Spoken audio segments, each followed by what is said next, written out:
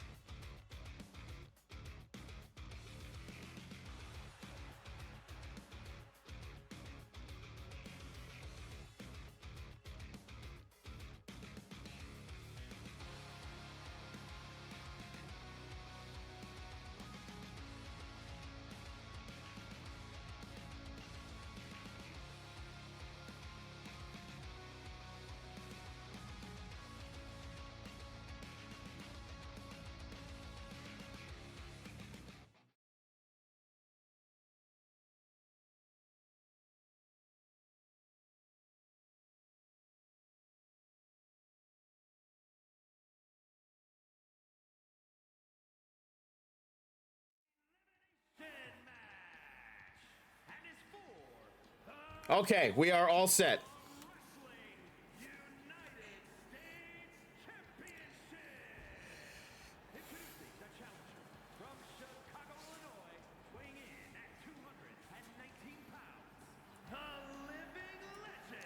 My sound was set to the wrong output, it seems, but we are all set now. Here we go, adjusting the volume.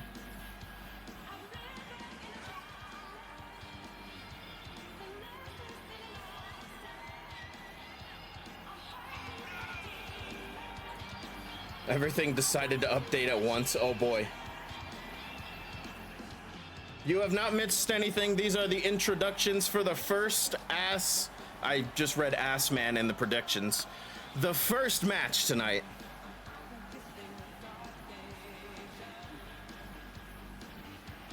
The first ass. Of course, the ADW United States Championship on the line here in this fatal four-way elimination match. Zor, the first entrant here, looking to reclaim the United States Championship back to ADW.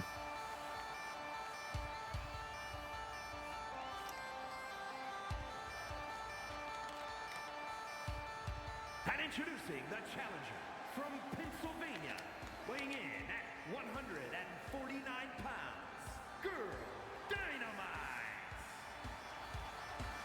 Flareth making her entrance here. This is three of the best in ADW. Zora, Flareth, and Devin, all from ADW. Fatal four-way matchup against El Fantasmo from New Japan Pro Wrestling. The current ADW United States Championship won it back at Forbidden Dong.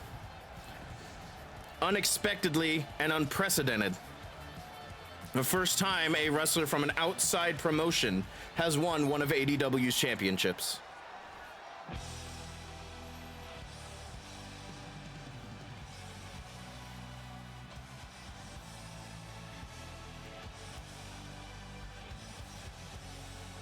And introducing the challenger from the edge of reality, weighing in at 213 pounds, Devin, the Dragon with a new name and a new attitude. After losing the United States Championship, looking to redeem himself here in this fatal four-way matchup and perhaps reclaim that title back to All Dong Wrestling.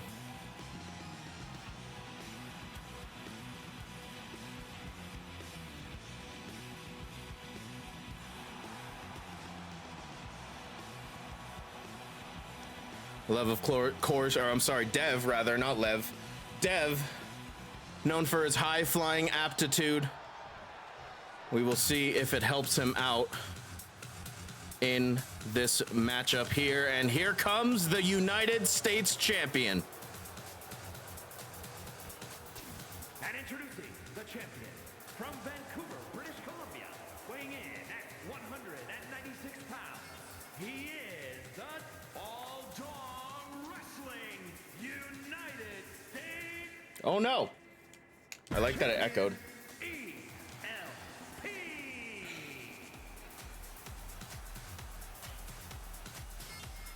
The 33.1K that I have earned like an honest, hardworking shark, crocodile, wet beast.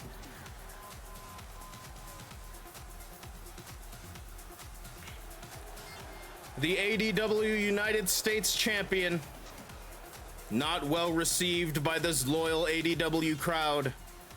A 1 in 4 chance of losing this championship here. No champion's advantage in a fatal 4-way elimination match.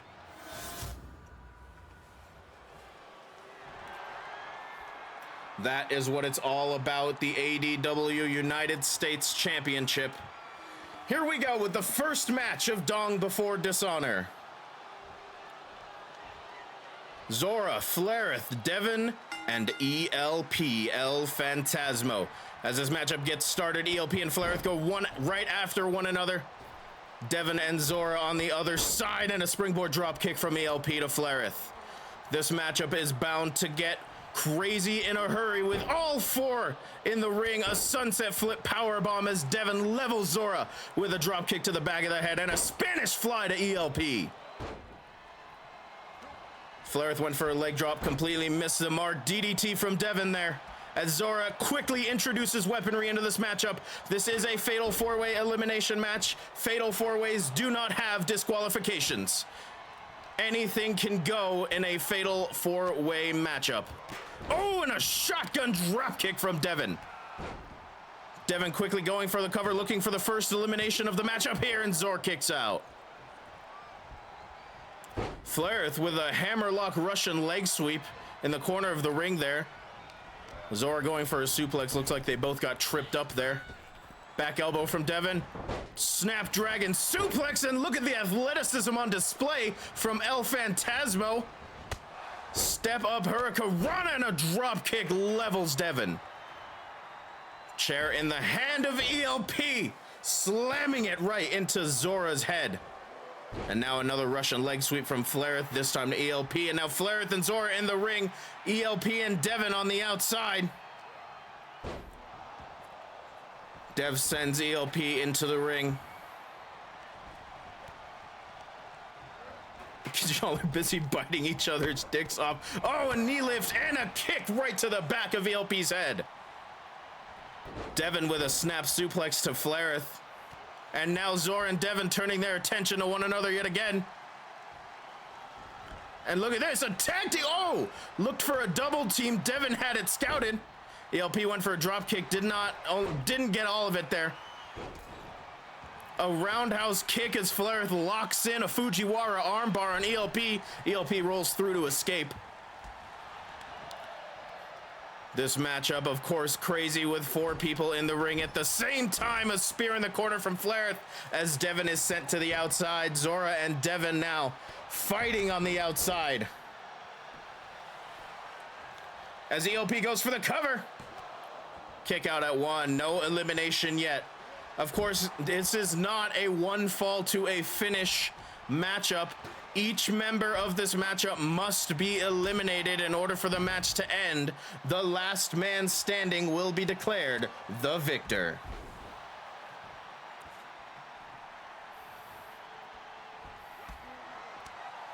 Strike after strike after strike on the outside from Devin, followed by a jawbreaker as ELP and Flareth still going at it in the ring. Drop kick from ELP sends Flareth to the floor, followed by another. There's now ELP with a kick right to the side of the jaw. ELP, of course, won the United States Championship at Forbidden Dong after a CR2. That move he calls the Second Canadian Revolution.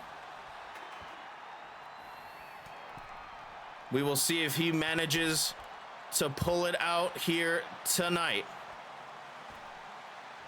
ELP back into the ring. Springboard back elbow to Flareth. As Devin and Zor continue on the outside, ELP with a cover. No luck. Flareth still in this matchup. ELP sends Flareth and another dropkick, but Flareth right back to her feet. Now raining down left hands as Devin and Zora continue to fight on the outside. Arm drag from Devin to Zora. And now a kick right to the back of the spine. Flareth dropkick to the back of ELP's head. This matchup already out of control and chaotic, just like we expected. It's Vorday, sparkle on, be yourself. Flareth now chair in hand as Devin is set up on the barricade. Look at this, a roll through, kick out at one. Another shotgun dropkick. This one doesn't take Flareth off her feet. Flareth now wrenching back on the nose of El Phantasmo. Flareth now working on the legs of ELP, perhaps looking to take away that mobility that he is known for. Zora and Devin still going at it on the outside. But now Flareth looking to make her way over to the chaos. And look at ELP! Went for a tope suicida, completely missed the mark. All four competitors on the outside now. Devin sends Zora into the barricade. Flareth brings the chair out. Perhaps had some dire intentions for Zora, but Devin stops Flareth in her tracks. And now Devin with a backslide driver on the outside. A reminder, of course, that there is only about an inch of padding there before just pure concrete on that outside. Both Devin and ELP set up on the barricade as Flareth and Zora go to war. ELP sends Zora back into the ring. ELP again focused on Flareth, sends Flareth into the ring. And now Zora and Flareth, the two in the ring. Concrete, baby. This matchup can only be won between the ropes. There is no falls count anywhere stipulation to this as Zor with a curb stomp. Shoots the half, hooks the leg. Is this enough to get our first elimination? It is not. Devin now using the chair on ELP. Zor going for yet another cover, hooks the leg. Kick out at two. Zor now climbing up to the top rope. What does she have in store here? Diving elbow drop across the chest of Flareth. Flareth rolls out of the ring, perhaps to avoid further damage, as Zor hits a half-hatch suplex. Devin with a kick to the gut now. ELP and Flareth have been taken out of this matchup so far, as Devin stomps down on the left hand of Zor. Swift kick to the spine.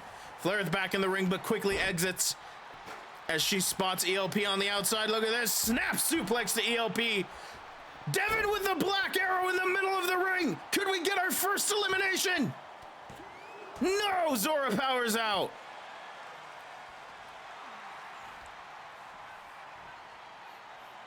Devin now, what's he got in store here? Sends Zor into the corner. Looked to lift Zor up, but Zor, oh! Dropkick did not take Zor off of her feet.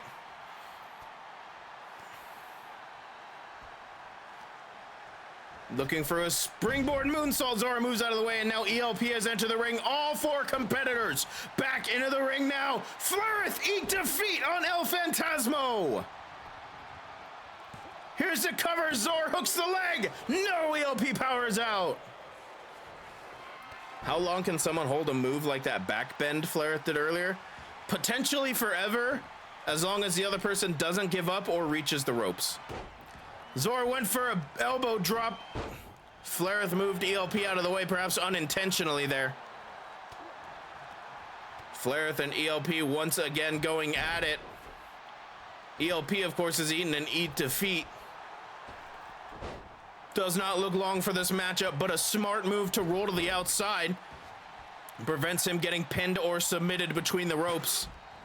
As Devin and Flaireth now fight between the ropes. These two, the only ones at any risk of getting eliminated right now. And look at this. What does Devin have in store here? Hops up. Look at this athleticism. Superplex. Devin's not done. Final cut. Here's the cover. Not enough. Flaireth kicks out and ELP levels Devin with a chair shot.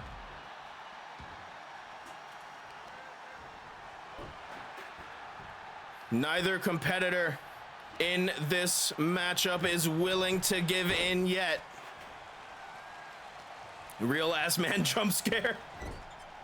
Ref really did take his time there, didn't he? ELP looked for a drop kick. Devin was not having it. Hammerlock flatliner. And here's the cover. Not enough. ELP still in this matchup. Taking a smoke on the ropes.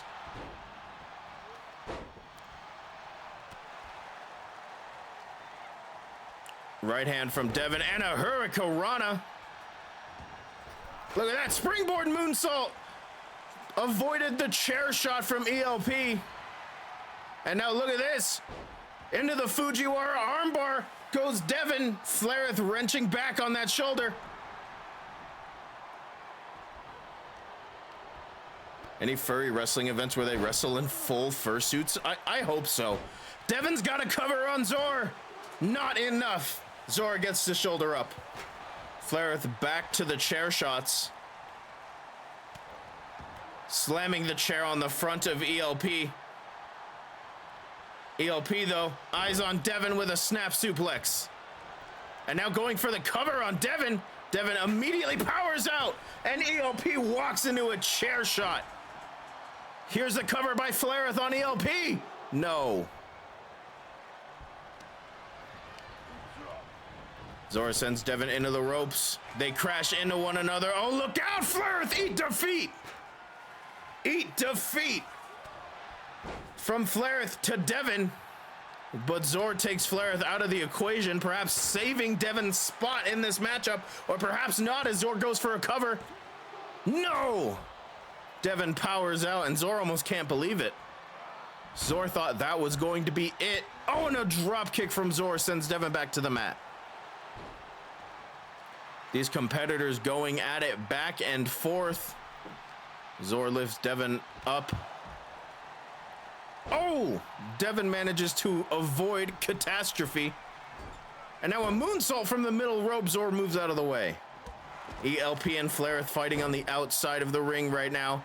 Oh, and Zor hits a roundhouse kick to Devin. LTM matches. What is an LTM? Devin, backslide driver on Zor. Oh, last man standing. Yes, plenty of times. That has happened multiple times, and a cutter from ELP on the outside. Uh-oh. Devin perhaps looking for that superplex into the final cut. Could this spell the end of Zor's dreams for the U.S. Championship? The final cut hits. Hook of the leg. Here's the cover. No, Zor powers out. I don't know what LTM is or why it auto-corrected to that. Neither do I. Kick to the gut from Zor. This matchup has not seen a single elimination yet as it continues onward.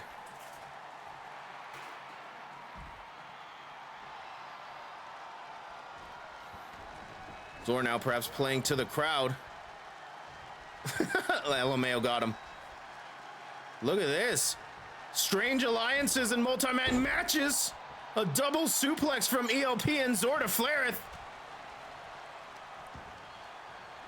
And now a backslide driver from Devin to ELP.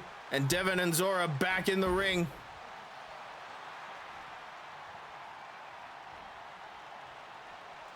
Looking for a standing moonsault. Zor moves out of the way. What do these competitors have left as we continue into the later stages of this matchup? German suplex from Zor to Devin as ELP and Flareth again continue their fight on the outside. Chairs so far the only bits of hardware that we have seen in this matchup. Two of them, in fact. I felt that. Devin blocks a kick from Zor. Now looking again for that patented backslide driver, and he hits it. Zor rolls out of the ring. Flareth, though, is rolled in. Oh, and a drop kick. After an arm wrench from Devin, here's the cover, and now a kendo stick has been introduced on the outside.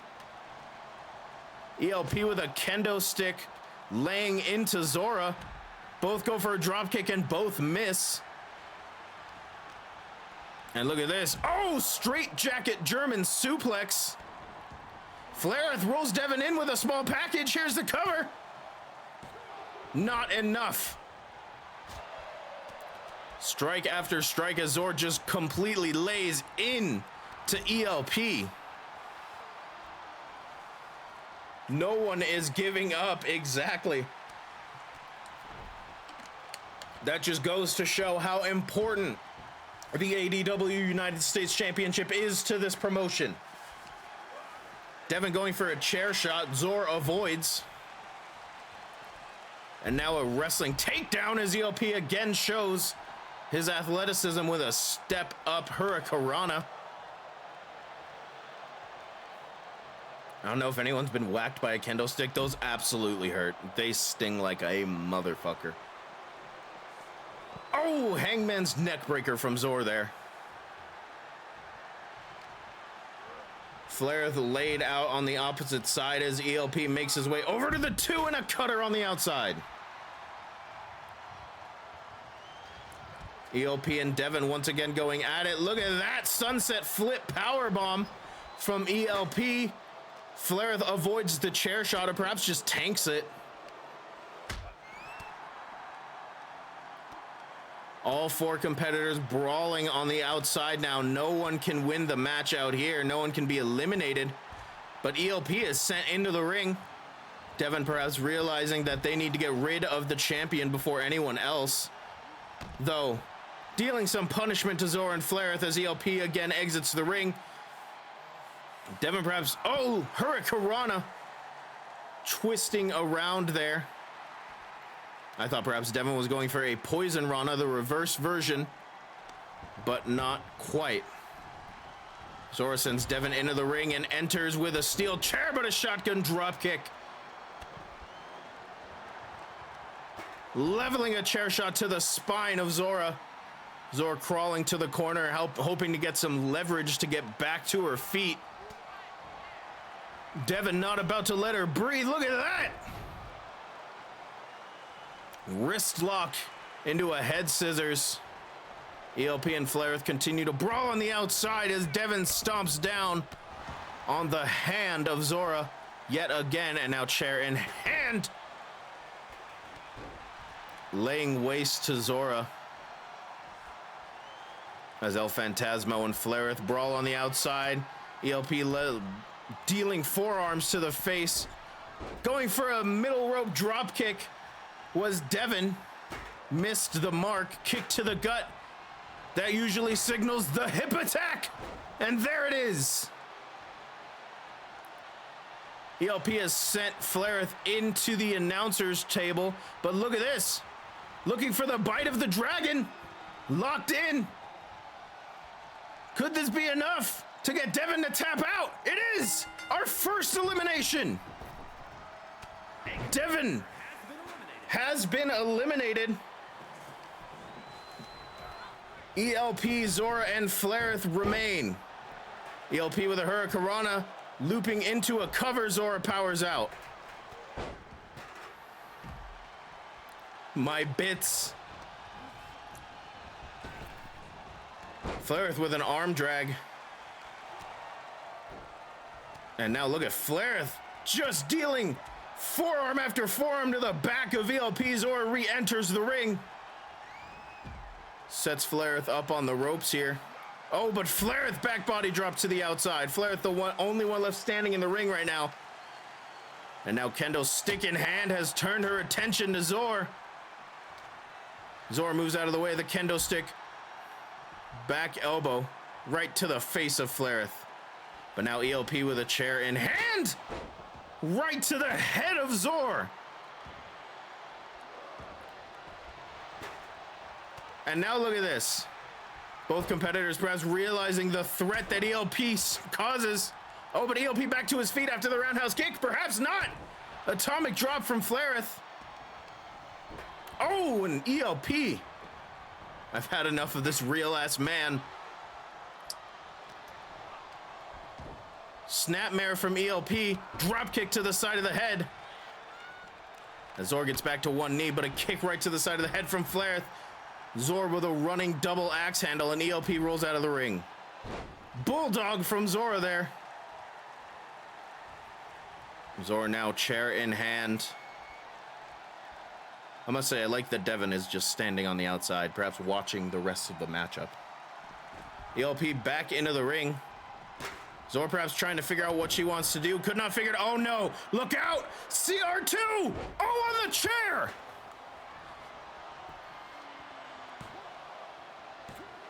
No, Zor powers out somehow.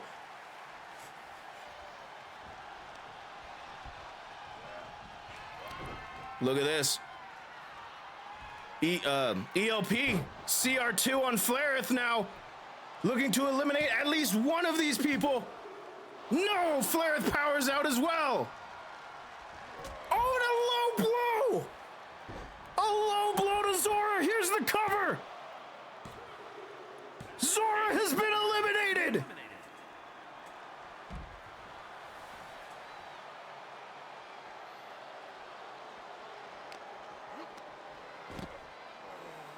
Ladies and gentlemen, it is Flareth and ELP. ELP misses the drop kick. Hammerlock reverse Russian leg sweep on the outside. Flareth and ELP, one-on-one. And now look at Flareth biting down on the fingers of ELP, somehow through that mask. Flareth climbs to the top rope, ELP writhing in pain on the ground. What a moonsault, the height that Flareth got. Here's the cover. Not enough. ELP gets the shoulder up. ADW's last stand depends on Flareth here as ELP moves out of the way of one chair shot, misses the other. ELP rolls out of the ring here.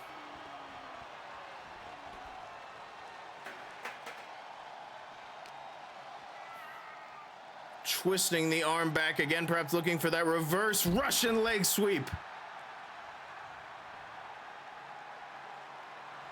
Chair in hand yet again. Flareth and ELP have been brawling on the outside for the majority of this matchup. Both competitors must be feeling the effects of said brawl.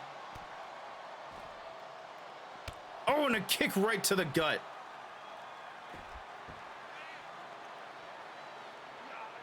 Going for another chair shot, missed the mark. Right hand, and now strikes being laid into ELP and a back elbow. Flareth sends ELP into the barricade. And now again with another hammering strike there. And a chair shot to the head.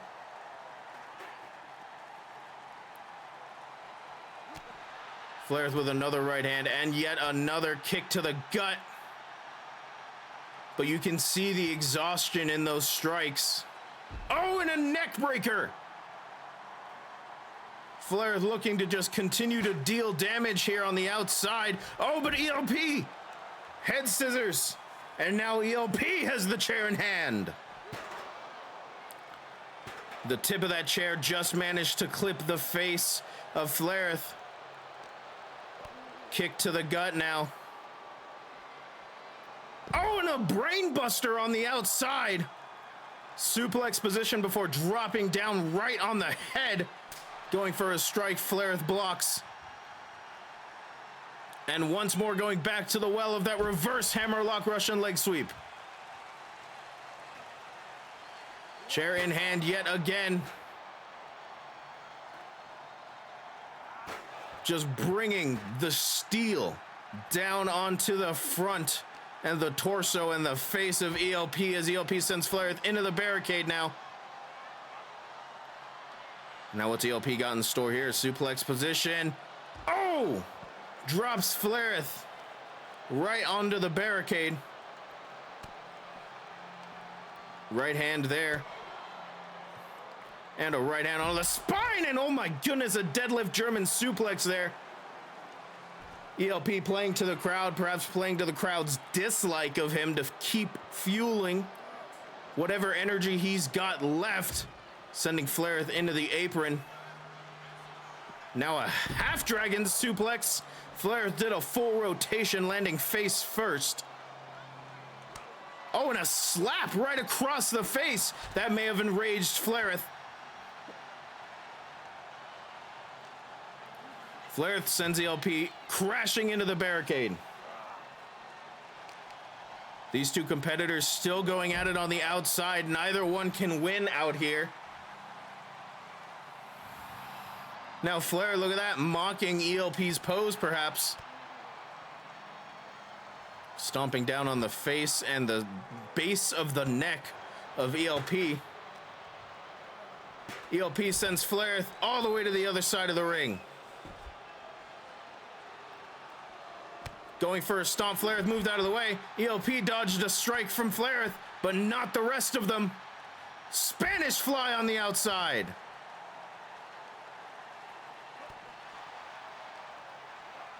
And now again, Flair sends ELP into the barricade. Zor's just there. Oh, and midsection first. Oh, and a kick right to the face. They're just watching the matchup. Devin's over on the other side.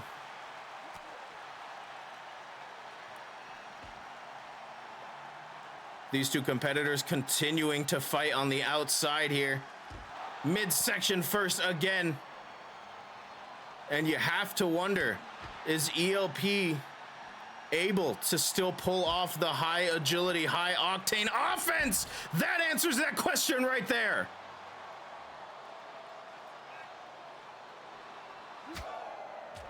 Now ELP, his own set of strikes as Flair goes crashing into the corner of the ring.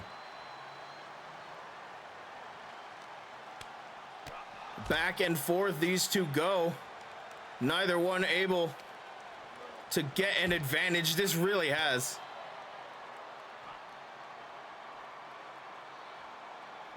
And now again, midsection first onto the barricade.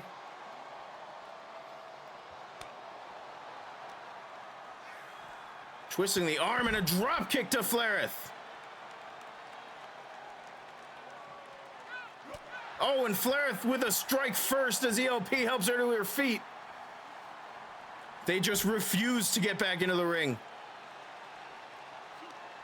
Going for a kick to the gut, ELP reverses, and another German suplex. But Flair got right back up. If I lose because of this, I'm killing you. This is just the game. I have no control over any of this. Thank goodness there's no countouts, otherwise you both would have lost. Flair sends ELP again into the barricade. You have to wonder how much more this barricade can take after bodies have been sent crashing into it. Oh, and right into the corner of the ring. ELP blocks the punch there. Oh, and a running cutter to Flareth. ELP lifting Flareth back to her feet. And finally, Flareth is sent back into the ring. ELP soon to follow. After what felt like ages after ages of a brawl on the outside. Both of these competitors have made it back into the ring. ELP with the advantage, but right now Flareth with a kick to the gut. And now perhaps calling for that running. Oh, perhaps not. Kick to the gut, look out. Sunset flip power bomb. Flareth lifted back to her feet. And another drop kick. Flareth slowly trying to crawl to the corner, looking for some leverage perhaps to get back to her feet. Went for a forearm, that one hits. First one missed. The second one hits, and now ELP bending the arm across the top rope. Oh, and an alley-oop powerbomb does not go for the cover, curiously though. Oh, perhaps looking for that Thunder Kiss 86. Oh, he missed. Flareth rolls out of the way, and look out! Eat defeat! Flareth hops over, here's the cover, hook of the leg!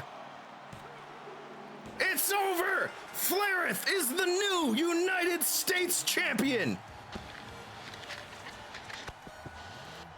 Here is your winner, and new All Dong Wrestling United States champion, Girl Dynamite. Flareth brings the United States Championship back to ADW.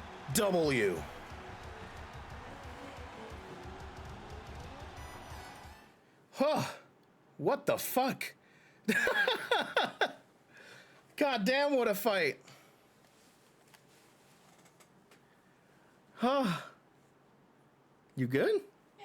Your nose is all red. It was Oh. Aubrey's nose was red. Oh my god, my light's not on! Hold on, hold the moment. Yeah, the announcer says All Dong Wrestling. Redo it. Turn the whole stream off, we're doing again.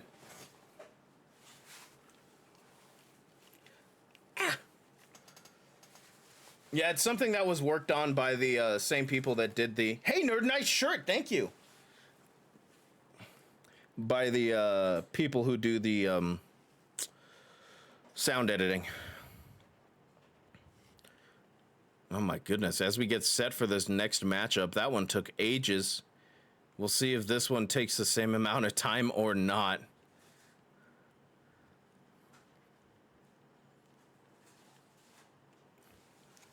Okay, ladies and gentlemen, we are getting set up for our next matchup. It is the first triple threat matchup to determine the brand new ADW Extreme Champion. Of course, the ADW Extreme Championship has been vacated after Luigi had gone missing. We must crown a new ADW Extreme Champion, and that starts with this next matchup. It will be Jeff Keighley, Goro Akechi, and Ganondorf.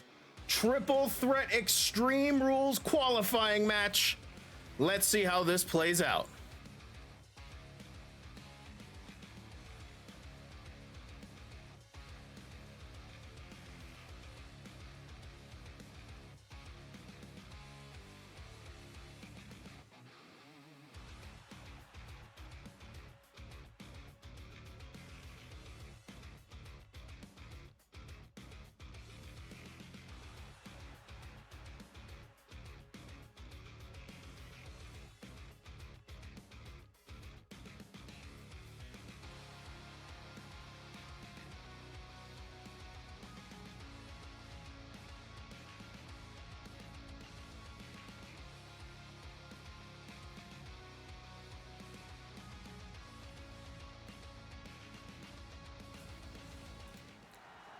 Here we go, ladies and gentlemen.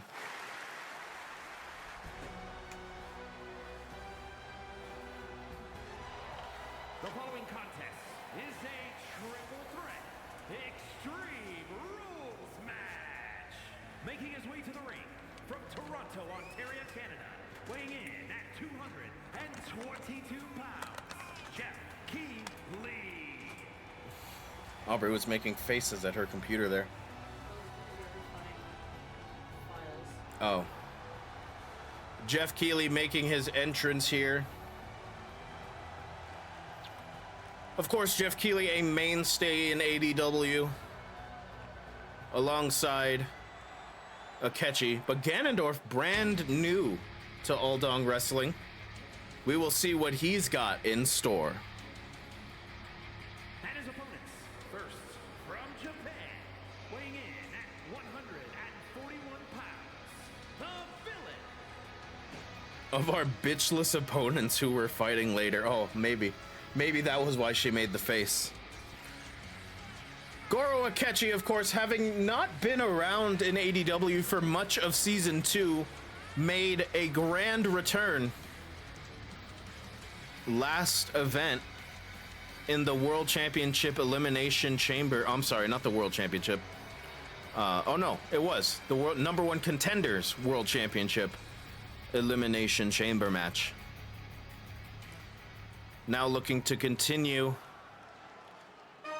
We will see how far he gets, and this is going to be quite a matchup with this specimen. Side of darkness, weighing in at 279 pounds, Demon King. Ganondorf making his debut here in ADW. And right away you have to think the size advantage goes right to Ganondorf. There's no two ways about it.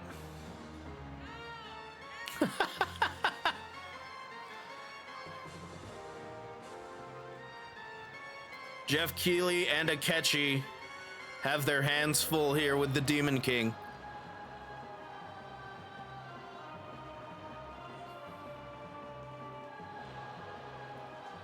Luckily, they do have some equalizers, perhaps, as this match is an Extreme Rules match. Anything goes. All weapons are allowed. The first of our 4 qualifying matches to fill up the spots in the Fatal 4-Way Fatal 4-Way qualifying matchup. Ganondorf immediately going for Akechi. Oh, and Keighley sends Akechi out of the ring. Ganondorf, though. Oh, and a European uppercut to the back of Jeff Keighley's head. Now Akechi and Keighley. Oh, look at this. A double team from Keighley and Ganondorf. Double suplex to Akechi before turning their eyes on each other on a heel kick right to the face of Akechi, or of Keighley. And look at this, a triangle choke from Akechi. Keighley breaks it up. Immediately, this matchup is fast-paced. Going for a suplex, Akechi managed to escape. Clothesline to the back of Jeff Keighley's head. And now Ganondorf looking for a suplex. This one he hits. Chops from Jeff Keighley to Ganondorf. They didn't look like they affected him that much. Breaks the arm wrench kick to the gut. Akechi looking to find a window, an opportunity to get back involved in this matchup. Keighley rolls out of the ring. Ganondorf, oh, with a knee to the gut. Ganondorf looking fully in control of this matchup thus far. And now Akechi dragging Ganondorf to the ropes. Oh, but Keighley right behind him. Akechi didn't see him. Reverse DDT. And now Ganondorf slamming the arm of Akechi into the mat, and a DDT from Jeff Keighley. The winner of this match will be inserted into the Fatal 4-Way matchup that takes place later tonight to determine the new Extreme Champion. Jeff Keighley's got a baseball bat. Oh, and he conks Akechi right across the head. Akechi manages to land an enziguri to make Keighley drop the bat. Akechi moves out of the way of whatever Keighley had planned. Arms locked, and arm locked German suplex.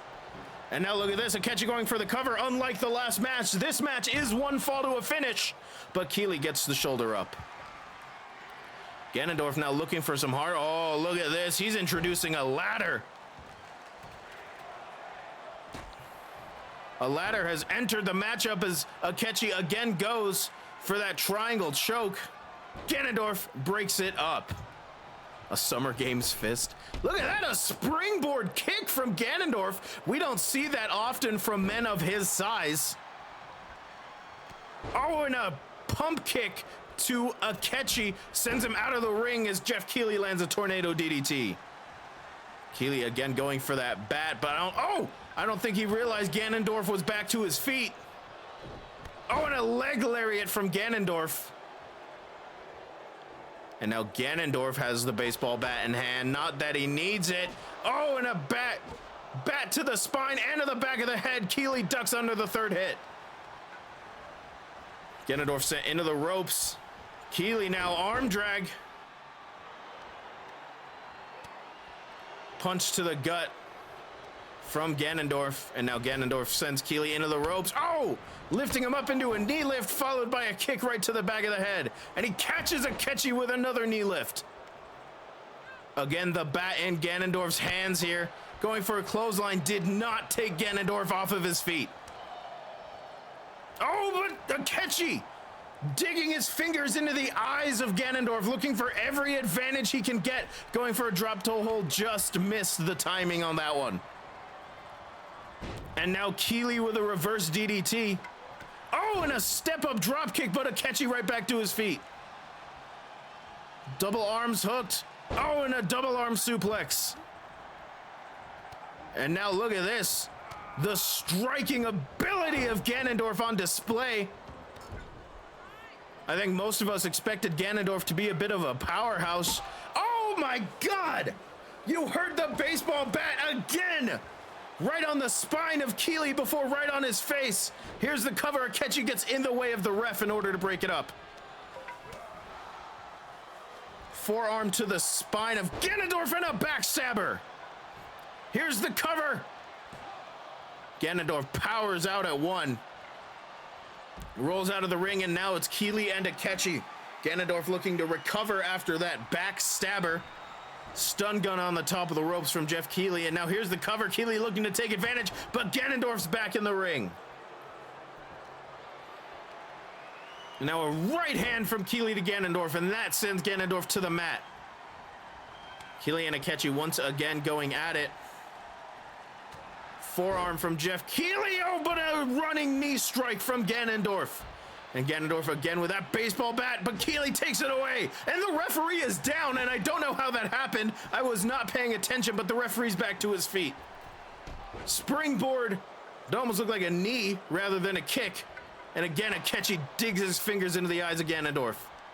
Ganon killed the fucking ref.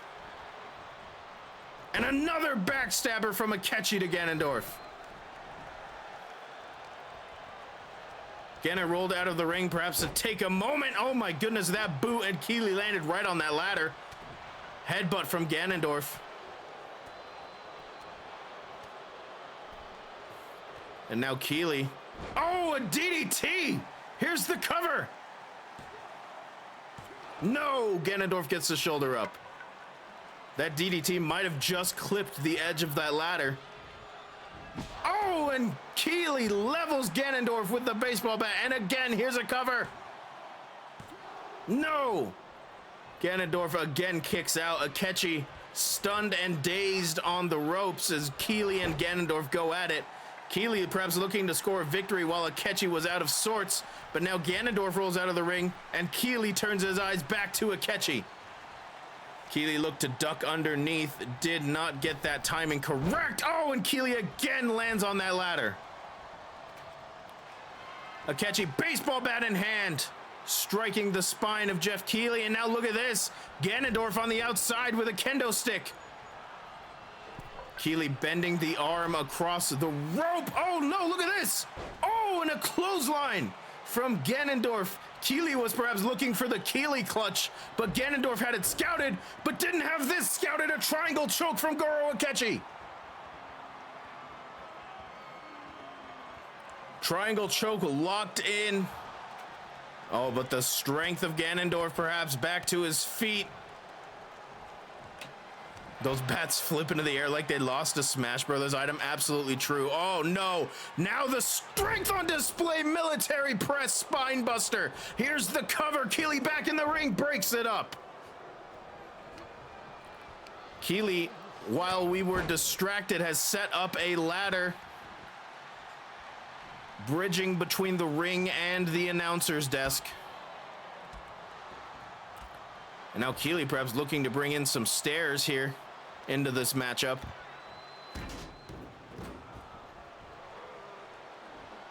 Akechi focusing on the legs of Ganondorf, perhaps wise. Ganondorf definitely has more agility than I think either Akechi or Keely was expecting. Oh, and a kendo stick right across the face of Jeff Keely. Oh, and another one. Now Keely raining down shots from that kendo stick on the front. Finally, Keely makes Akechi drop it. Springboard crossbody. Oh my God, Ganondorf's got a sledgehammer. He drops it to break up the pin. Keely sends Ganondorf in the ropes again, looks to duck underneath. Oh, but Akechi with a low blow. Oh, and a knee lift from Ganondorf. Ganondorf sends Akechi to the outside. Now sledgehammer in hand, or perhaps not. That low blow might have been enough. Oh, so close, but Keely managed to power out. Oh, and a kick right to the side of the head. Oh my, Aubrey made little sugar cookies. I wish Ganondorf would just pull out a sword. Oh, and the air fryer. Aubrey made air fryer cookies. They fucked. As these competitors have now traveled to the outside. Keely looking to slide underneath that ladder. Oh, but Ganondorf, sends him into that ladder that is bridged between the announcer's desk and the ring. Oh, and a stun gun, dropping Keely face first onto the ladder. Akechi with a kendo stick in hand. Oh, it doesn't matter. Deep six. Here's the cover. No, Ganondorf. Ganondorf thought he had him. Akechi managed to power out. That ladder is not on the desk. You are absolutely true. Absolutely right. Oh, perhaps Ganondorf looking for a choke slam. Akechi rolled out of it. Akechi now bending the wrist of Jeff Keely and snapping the fingers. Going for a kick that did not take Jeff Keely off of his feet. Akechi is sent back first onto the ladder. Oh no. Oh no. What does Keely have in mind? Oh, nothing perhaps. Perhaps thinking better of it. Oh! Suicide dive to Ganondorf, who just happened to be getting into the ring at the same time, and thus Keely completely missed the mark. Fuck.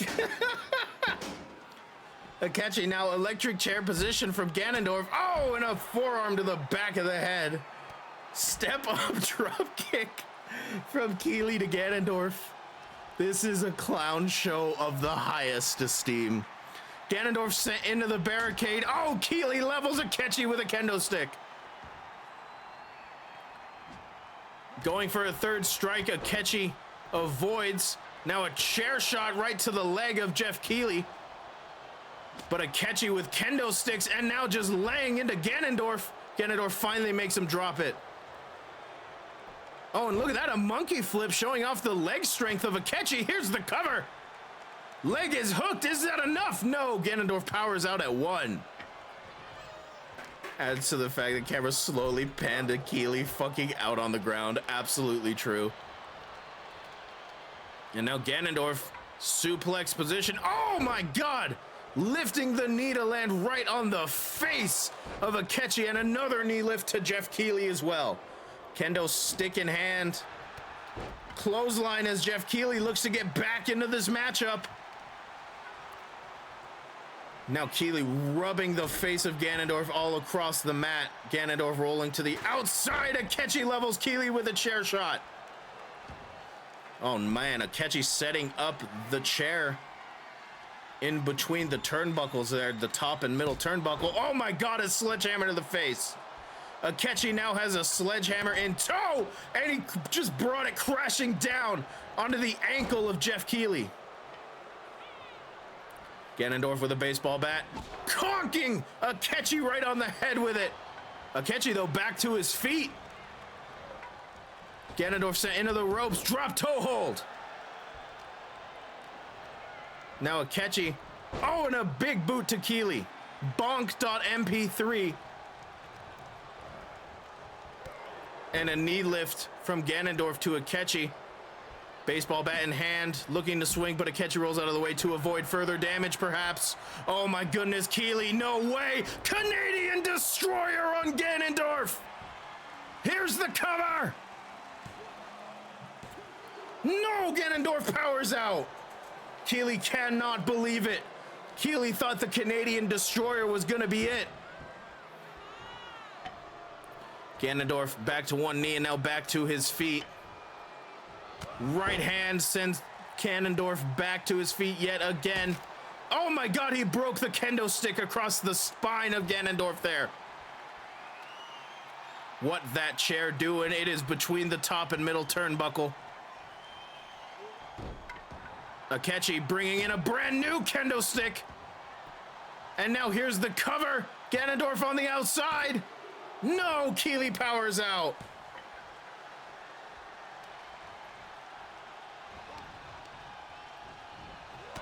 Right forearm from Akechi as Ganondorf again back into the ring. Oh, somehow managed to hit a little bit of that kick, but not enough. Pump kick from Ganondorf. Ganondorf taking the chair out that Akechi had set up. Oh my god. Right hand sends Ganondorf to the mat. And Akechi perhaps trying to figure out what exactly he needs to do to put Ganondorf away. Sledgehammer in hand, that would be a good start, but Ganondorf rolls out of the way. Keighley sends Akechi into the ropes, but hits a leg kick on Ganondorf instead, and a sledgehammer right to the midsection of Jeff Keighley. Here's the cover. Oh, breaks up the pin. Up on the shoulders, dropping face first. And now a Hurricanrana. Oh yeah, I haven't been posting results. I'll post them after this match. Or maybe during the break. They'll be there. Ganondorf now lifting the knee into the midsection. I could if you ever give me permissions. Going for a chair shot, completely missed. Now Ganondorf setting that chair back in between the top and middle turnbuckle like he did previously. Oh, and a baseball bat right to the legs of Akechi. Oh, and a shotgun dropkick from Keighley there. Ganondorf rolls out of the way of that clubbing strike, and now look at this. Oh my goodness, a knee right to the temple of Jeff Keighley. Baseball bat again in hand. Now raining down shots onto Jeff Keighley. Keighley finally rolls out of the way of the third one. Step up drop kick to Ganondorf. Akechi perhaps thinking of introducing a kendo stick, choosing not to. Ganondorf sends Keighley outside. Oh, look out. Look at this. Choke slam from Ganondorf. High angle, and here's the cover. It's over.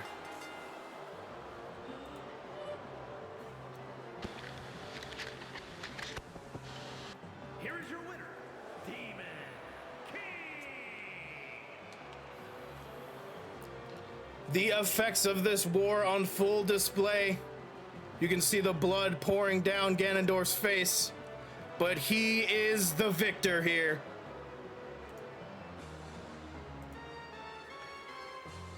Me saying that gave Ganon the power he needed to win. Absolutely true.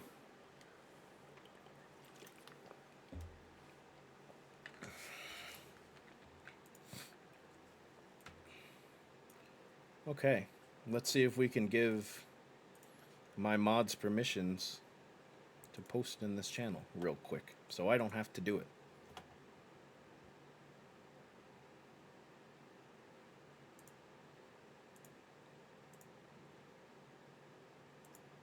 There we go. There, now you can try and do it, Zor and or Aubrey. Let's see, win one. He can dominate more than that. Flareth won the United States Championship, and Ganondorf just won that match. I want to randomly post the word penis and have my permissions taken away. Why don't we just skip a step?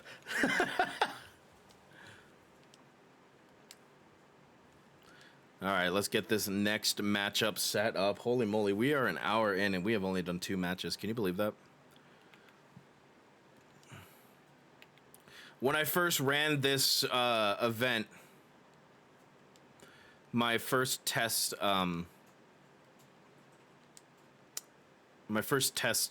stream when I was not stream, but my first AI testing, we clocked in at like 4.5 hours, which was fucking wild. I don't think we'll have the same amount this time, but I have made some changes for sure. But holy moly. And then my Twitch shit the bed, I'm so sorry. But we are getting set for this next matchup. Our second of the Extreme Championship qualifying matches is about to begin. It is going to be Agent 47, Gen from Somnium, and Max Headroom. Extreme Rules triple threat match to see who earns the second spot in the Fatal 4-Way matchup coming up next.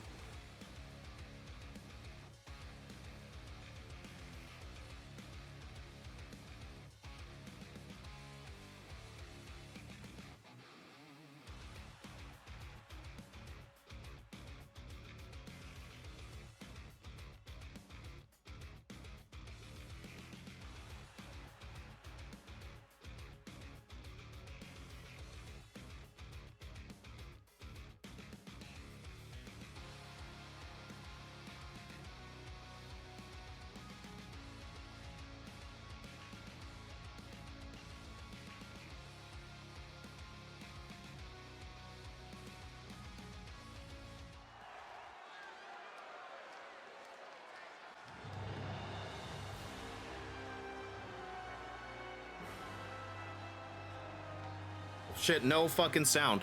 I keep forgetting. The following is a triple threat Extreme Rules match. Making his way to the ring from Romania, weighing in at 187 pounds, the Assassin. The Splatfest halfway results are in. Oh, hot damn. As we get set for our next Extreme Championship qualifying matchup. Shivers in the lead by less than a percentage. Holy shit.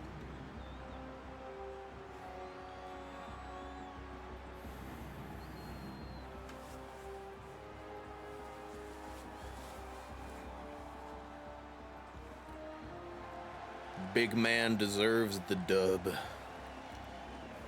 They've all got 33 point something percent. Wow. Goddamn.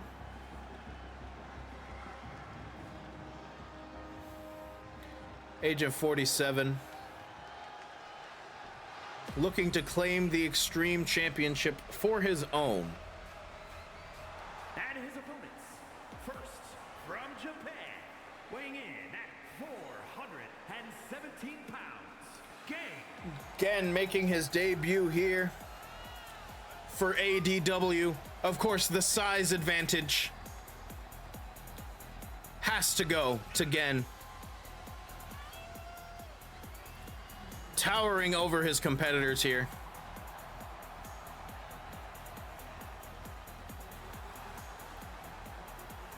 Agent 47 and Max Headroom are both extremely resourceful competitors, though, especially in an Extreme Rules type matchup where all weapons and all equalizers would be allowed.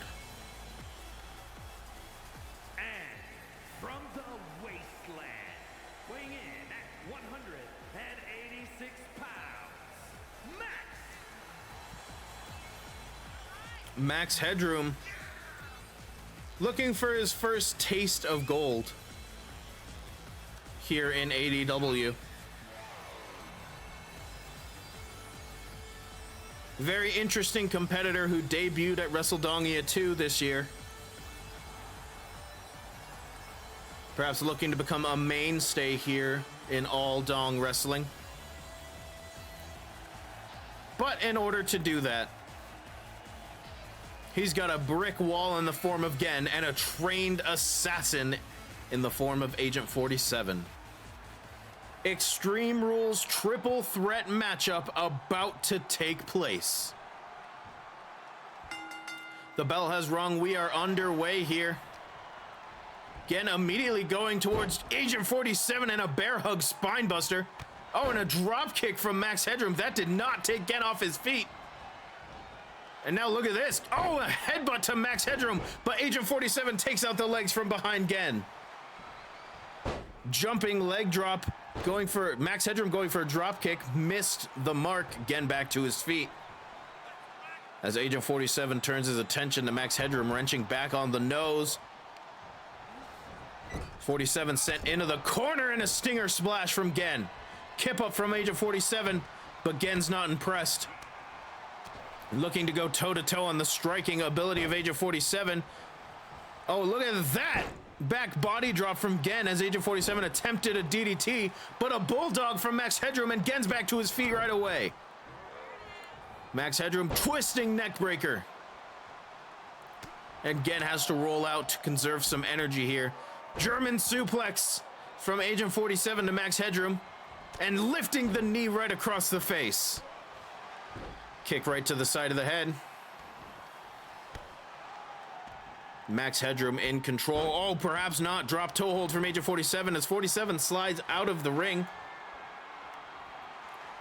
Now look at this. Baseball bat in hand. Max Headroom went for some fucking form of a splash. Agent 47 was way too far away. That was not a smart maneuver there from Max Headroom. Getting Agent 47 going back and forth here. Oh, and a baseball bat across the face for Max Headroom. Back elbow from Agent 47 again. Another one sends Gen to the ropes. Oh, look at this. Oh, I thought Agent 47 had something in mind. He did not. Drop kick from Max Headroom. Missed connection. Clothesline from Gen, but look at this. Look at that. Look at the strength of Agent 47 as he's got Gen in a chokehold now. I wish you could have had her swap out your own sound effects for things. That would be wild. Head scissors from Agent 47. The steel pipe sound effect. Holy shit. Oh no. Max Headroom introducing a ladder. Sending the edge of it right across the face of Agent 47. Followed by a forearm. 47 back to his feet though. Max is in a bit of a disadvantageous spot. Perhaps true. Hangman's neckbreaker there. From Agent 47. I'm sorry, Hangman's backbreaker, actually. Agent 47 again, once again going at it. Oh, but a spine buster. I'm sorry, not a spine buster. A sledgehammer to the spine of Max Headroom. Clothesline from Gen. Headbutt from Gen to Agent 47. Max Headroom with a rolling clothesline. And every time one of these competitors gets an advantage, it feels like the other one takes it away. Gen looks to break up the chokehold, and he does so successfully. Kick to the gut, and now a DDT. That DDT that Agent 47 was hunting for earlier. Here's the cover. No, Gen kicks out at 1. Oh, Max Headroom now introducing the wooden table into the matchup. Gen sent into the corner. Back body drop. Oh, Agent 47 with a back elbow. Oh, but he walks right into a baseball bat shot. Max Headroom swinging wildly with that baseball bat. Max grabbing the entire IKEA catalog. Side effect from Agent 47, but a clothesline sends him spiraling across the mat. Chair in hand for Gen Ishiagane. Sets it up between the middle and top clotheslines, and now a sledgehammer. Just missed the mark. Oh, that time it landed right on the arm of Agent 47. Looking to perhaps weaken the effects of that chokehold that 47 is known for. Forearm to the spine, and I now see that Max Headroom is bleeding from his hairline here. Oh, a Thez press! And raining down right hands is Agent 47. And here's the cover, but Gen is right there to break it up. Oh, but look at this. Oh, a back elbow from Gen, and now focused on Max Headroom yet again. Oh, what a body slam, a reverse body slam there from Gen. And now looking to take advantage, a Beal throw. Now baseball bat in hand again. Raining down shots to Agent 47. Oh, finally, Agent 47 manages to knock it out of his hand. Yet again, exactly. Back elbows from Gen. Max Headroom was perhaps looking for a knee thrust there. Oh, but a standing back body drop. And now Gen with sledgehammer in hand. Max Headroom, though, quick on his feet, manages to avoid getting hit. And what an arm drag. Atrocious day for men in suits at ADW today. As Max Headroom rains down more baseball bat shots at Agent 47, and he thinks he's got enough. He does not. Agent 47 kicks out. Oh, look at this. 47 with a victory roll here. Gen, though, with a leg drop. I think he hit the mark on Agent 47 there. Kick to the gut. Oh, my God. Death Rider from Max Headroom. Here's the cover. Not enough. Gen kicks out of the Death Rider DDT. Max Headroom now sledgehammer in hand, laying it on to Gen as Agent 47 sets up a ladder again like a bridge between the commentary desk and the ring. Oh my God, Max Headroom, look at the strength choke slam. Agent 47 in behind though, Captain's Hook chokehold. Both competitors bleeding. Is Max Headroom gonna tap out? That Captain's Hook chokehold locked in tight. Finally, Max Headroom manages to turn his hips back to a standing position. Nice shot of the referee's ass here as Max Headroom escapes. Oh, but again, Agent 47 isn't done. Locks in the Captain's Hook yet again. And Max Headroom almost immediately escapes this time. Not about to fall for it twice. Oh, and look at that! Agent 47 sent flying in the air. Headbutt to Max Headroom. Looking to deliver a sledgehammer shot, did not hit the mark. Again, cannot seem to hit the mark here with the sledgehammer. Perhaps a little too large to be using these weapons. Kick to the gut, Max Headroom, arms locked. Death Rider DDT to Agent 47. Leg is hooked, shoulders are down. No! 47 just barely gets the shoulder up in time. Max Headroom, head scissors, sends Gen across the mat. Baseball bat in hand now. 47 though. Oh, clubbing blow across the chest of Gen. Oh my goodness, Max Headroom just levels Agent 47. Max Headroom now sent crashing onto the ladder. Gen pulls out the chair. What does he have in mind here? Oh, perhaps not. Oh, no. Gen up to his feet, or Gen up to the top turnbuckle. Oh, no! Oh, my God!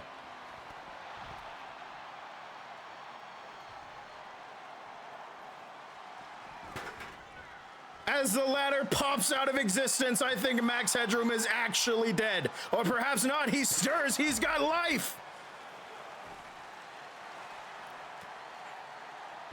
Oh, a chair shot right to the back of Gen's head.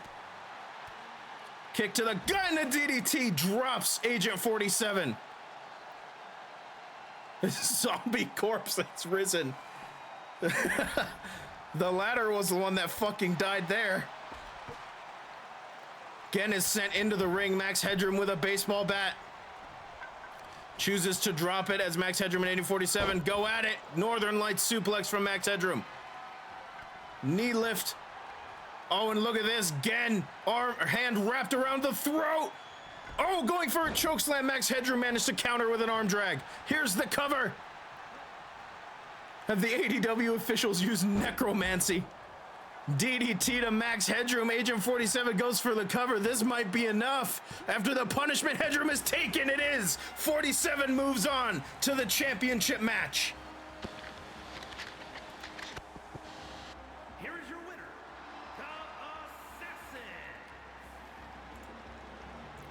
47 moves on to the fatal four-way later tonight to determine the new ADW Extreme Champion. After that showing, I think he deserves it.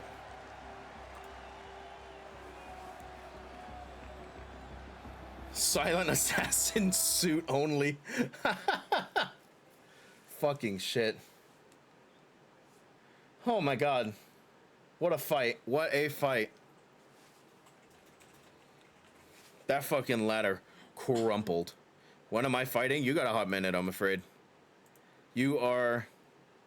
Well, actually, you got 2 more matches. That is a thing we wrote in. Oh, no. Oh, boy. I thought you were farther on down the card, but you're actually in 2 matches. After the... You're the first match after the qualifiers. Dance. Creature dance. As we get set for, of course, our next Extreme Championship. Oh, man, it's sippy time. Hold it. Hold it. A D&D campaign where you're tasked to kill 2 liches, but the only thing the liches want to do is make skeletons or zombies have wrestling matches. Sounds like a campaign for me.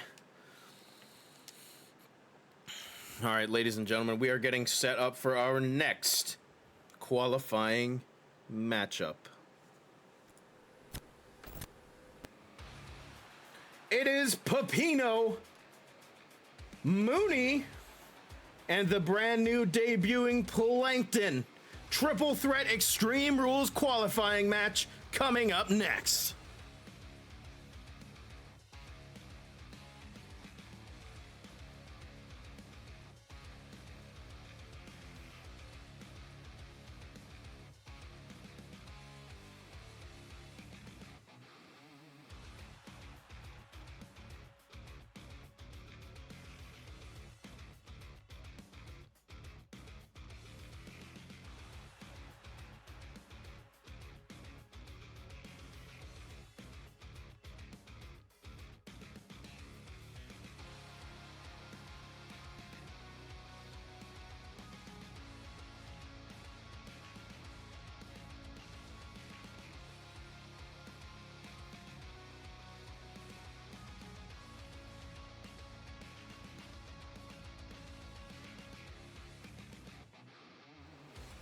I hate the name of that,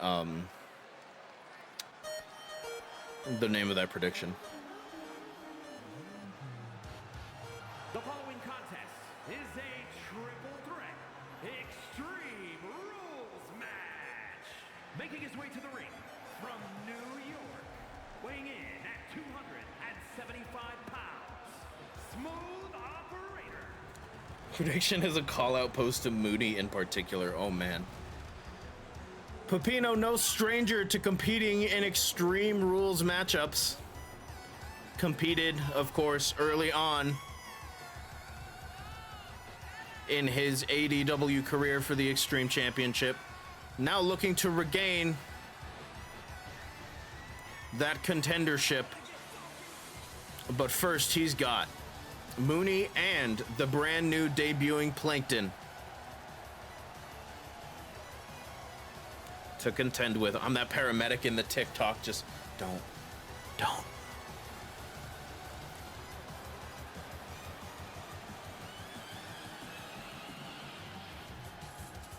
The first 2 Extreme qualifying matches have definitely shown out. We've got 2 more to come.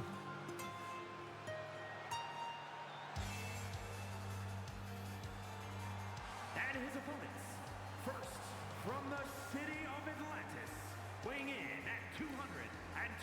What is going on? What is going on with Mooney's mask? It's like transparent. What the fuck?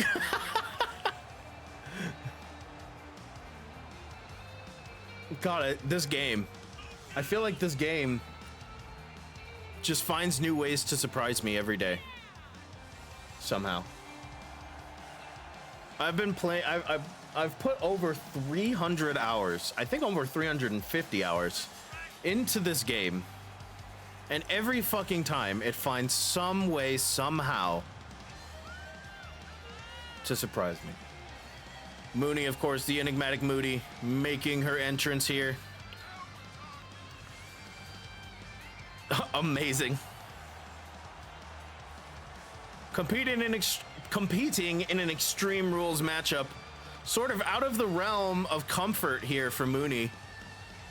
Not known to go to the extreme lengths that might be required for the Extreme Championship. But of course, we don't know.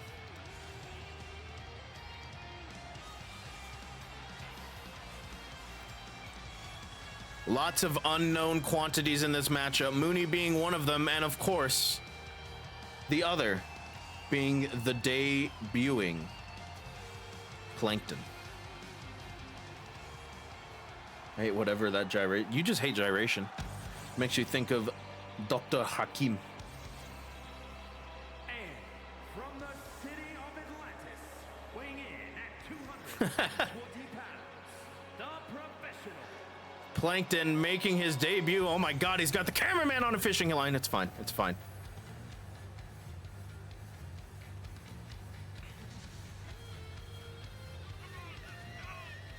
Making his debut here in ADW. Solely to grab Ganon's dick in the championship match. You're right, of course. Of course.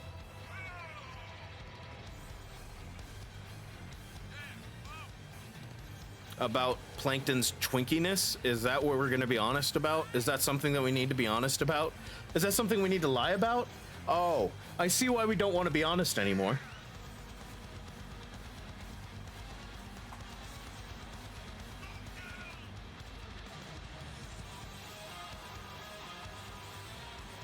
Let's not make this a safe space anymore. Okay.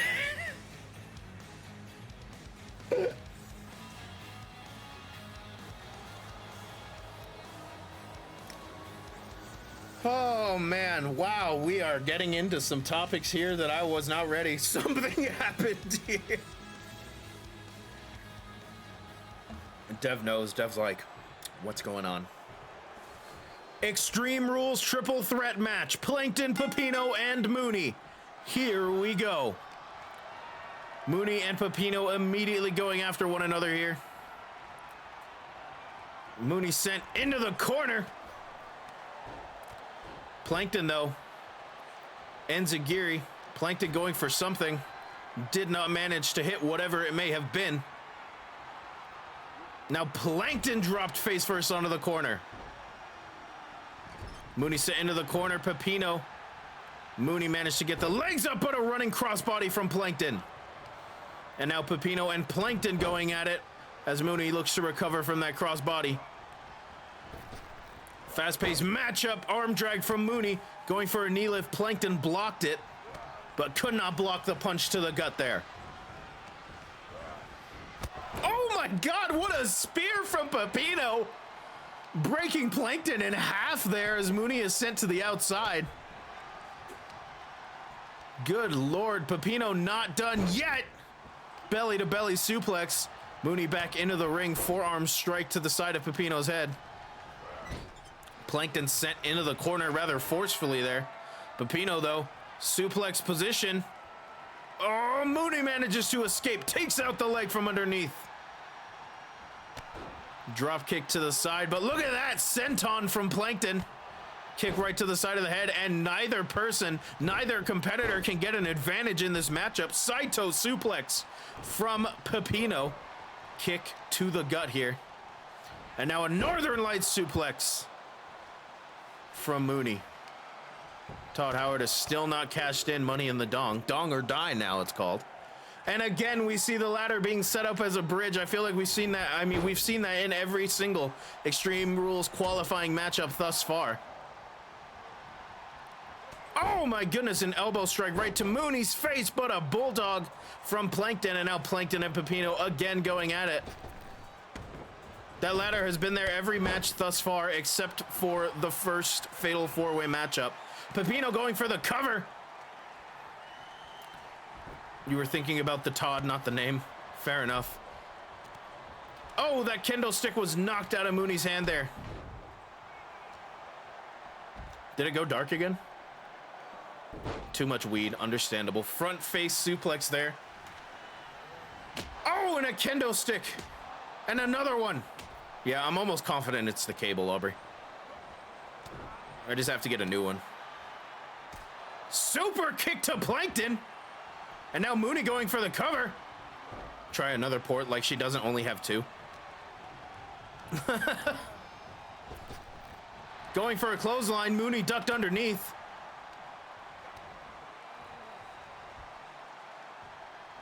And now look at this. Oh, a shoulder power bomb from Pepino. And look at that clothesline from Plankton. Here's the cover. Hook of the leg on Pepino. Not enough. Pepino powers out. Oh, Mooney swinging wildly with the kendo stick. It is not the same. Oh, and a kendo stick right to the gut. Pepino, oh my God! Plankton broke the kendo stick over the back of Mooney's head. Plankton now knee to the gut of Pepino. Faking the chop. Pepino rolls out of the ring. Now I thought Pepino was rolling out of the ring. He did not. Pump handle suplex there from Plankton. And now shoots the half. Here's the cover. Leg is hooked on Mooney. Not even close.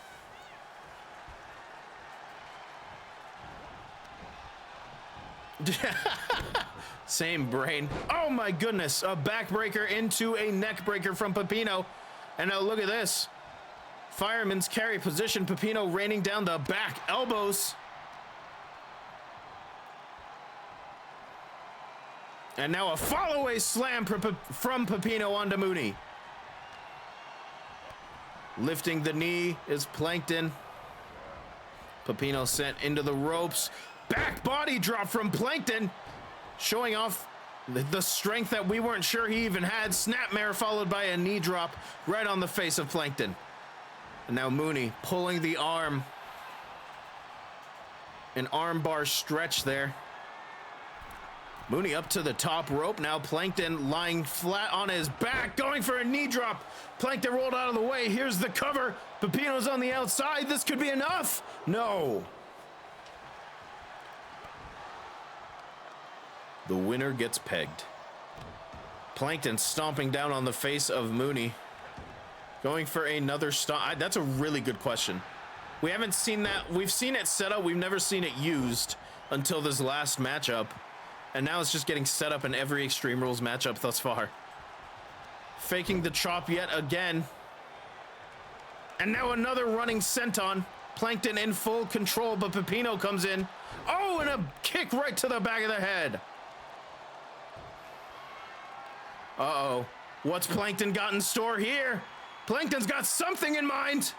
Oh my goodness, he just went charging full speed into Pepino. Here's the cover. No. Mooney breaks it up. Snapmare again drops the knee across the face of Plankton. Plankton rolls out after that. Pepino must be stunned, must be dazed after that full speed, powerful shoulder thrust. But now Mooney with a super kick. Here's the cover. No. Plankton breaks it up. Oh, and a suplex to Mooney. I hate this conversation. As Plankton stomps down on the shoulder of Mooney. And again, Plankton looking to set up for that full speed shoulder thrust. Oh, and he hits it on Mooney. Pepino, though, is right there. Ready to capitalize. Plankton rolls out, and now Pepino with a submission. Plankton breaks it up. He's a starfish, but go off, sis. Leapfrog from Plankton. They crash into one another. Oh, but Pepino, look at this. Looking for the package pile driver. Perhaps he hits it. Here's the cover, hook of the leg. Mooney gets in the front of the ref to stop the count even starting. Forearm to the spine. And now Pepino sent into the ropes. Arm drag from Mooney. Pepino rolls out of the ring. Now it's just Mooney and Plankton left. Fireman's carry position. Plankton back elbows. Again escapes whatever Mooney had planned. Clothesline from Plankton. Oh, but Pepino, look at this. Now fireman's carry. Samoan drop. Now a cover on Mooney, looking to take advantage. Why is the ref so slow all of a sudden? Did he get hit? Then I didn't even notice. Kick out at 2. Perhaps the ref a little dazed trying to keep up with this matchup just like the rest of us.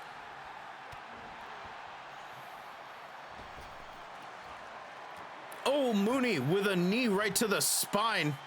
He has been slow all night, but that one was like crazy slow.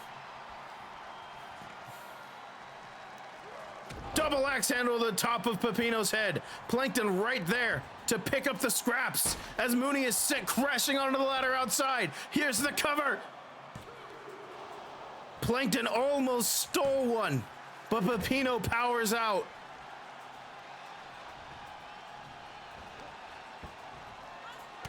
Clubbing blow to the spine. Plankton looking to take advantage as quickly as he can, but Pepino with a judo throw, or rather a hip toss there. Oh, and now a face buster. Pepino lifting Plankton back up to his feet. Both competitors collar and elbow tie up. Pepino now sent crashing onto the ladder outside. Plankton up to the top rope. Mooney though, right hand, going for an elbow drop on Mooney. Plankton missed. Lifting the knee right to the face of Plankton. Here's the cover. Not enough.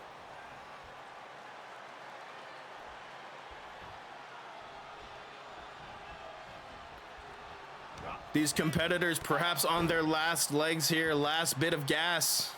Plankton wants Pepino's secret formula.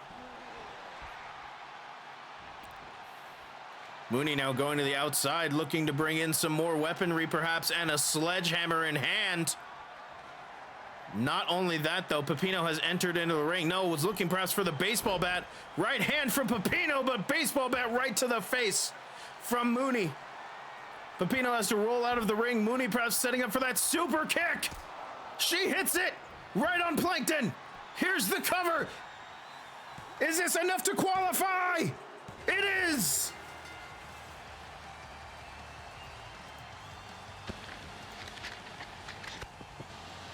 Here is your winner, the Outsider. Mooney wins. A ridiculous matchup enters into the fatal four-way that will be happening later tonight.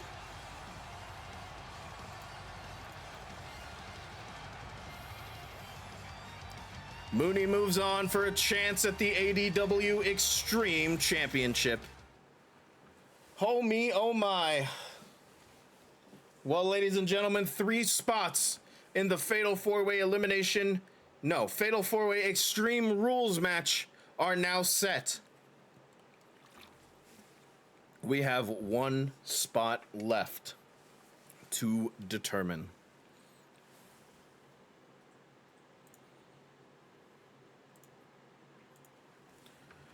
Oh man, this one's gonna be a fucking shit show too.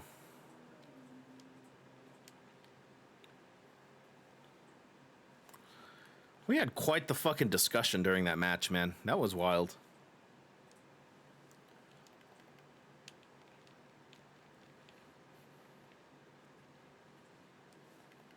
I'm not sorry. You know what? Fine. Fine. I apologize. The duality of man. I was just stating facts. Fair enough. Oh, how many matches have we done? 4. So we're going into 5. All right, ladies and gentlemen, our final Extreme Rules qualifying matchup to determine the final spot in the Fatal 4-Way for the ADW Extreme Championship is about to get underway. Mayor McCheese makes his return to ADW. He's got a face-off against Kaname Date and the debuting Morshu. Extreme Rules qualifying triple threat match up next.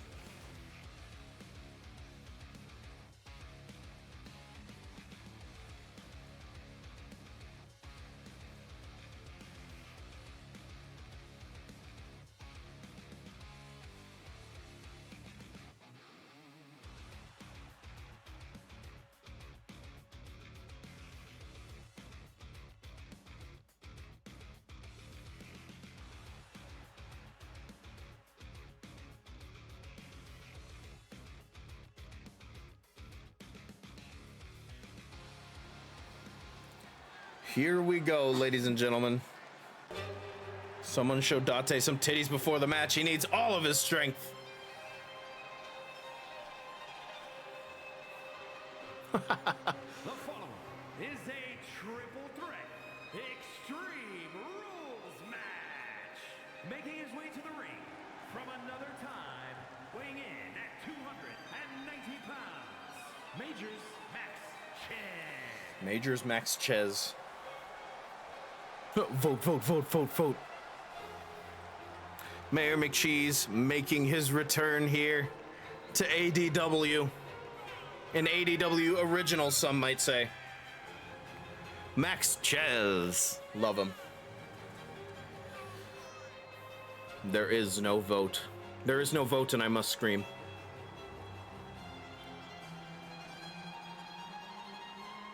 Match is too powerful.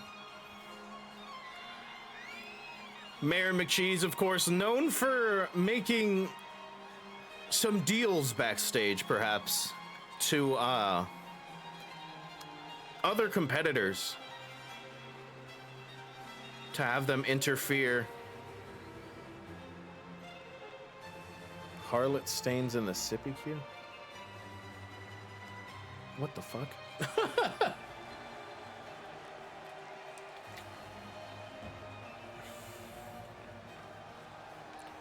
Mayor McCheese known for making deals backstage for...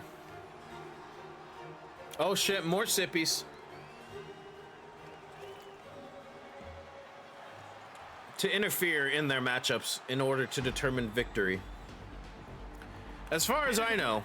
First, from Tokyo, Japan, weighing in at 227 pounds, the ladies' man. As far as I know, as Kaname Date makes his entrance here, Mayor McCheese has not made any deals backstage. Mayor McCheese might finally be going on his own here in this matchup. Grimace for ADW. He was there for a hot minute, wasn't he? Was it Grimace, or am I thinking of someone else?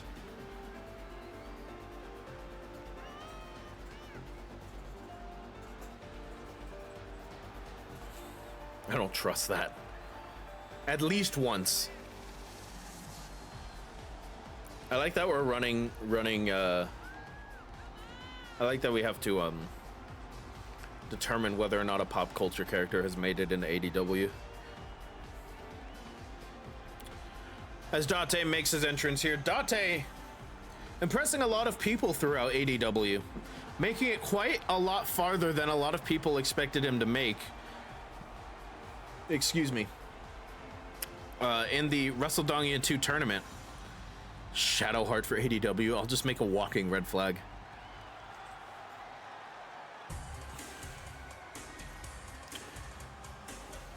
And from overseas, weighing in at 421 pounds, Morris.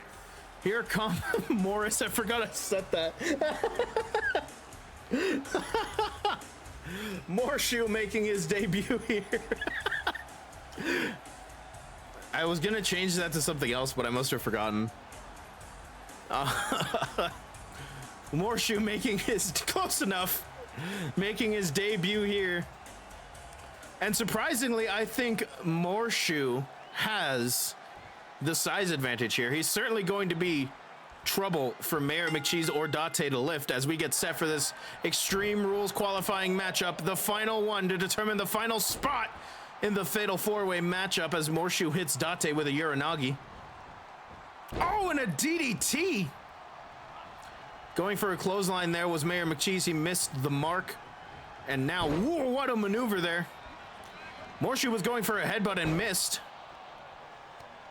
Morshu, of course, perhaps supersized compared to Mayor McCheese, but that does not rule out either Mayor McCheese or Date here as Mayor McCheese takes out the knee from behind Morshu. Oh my goodness, Date caught Mayor McCheese with a kick there.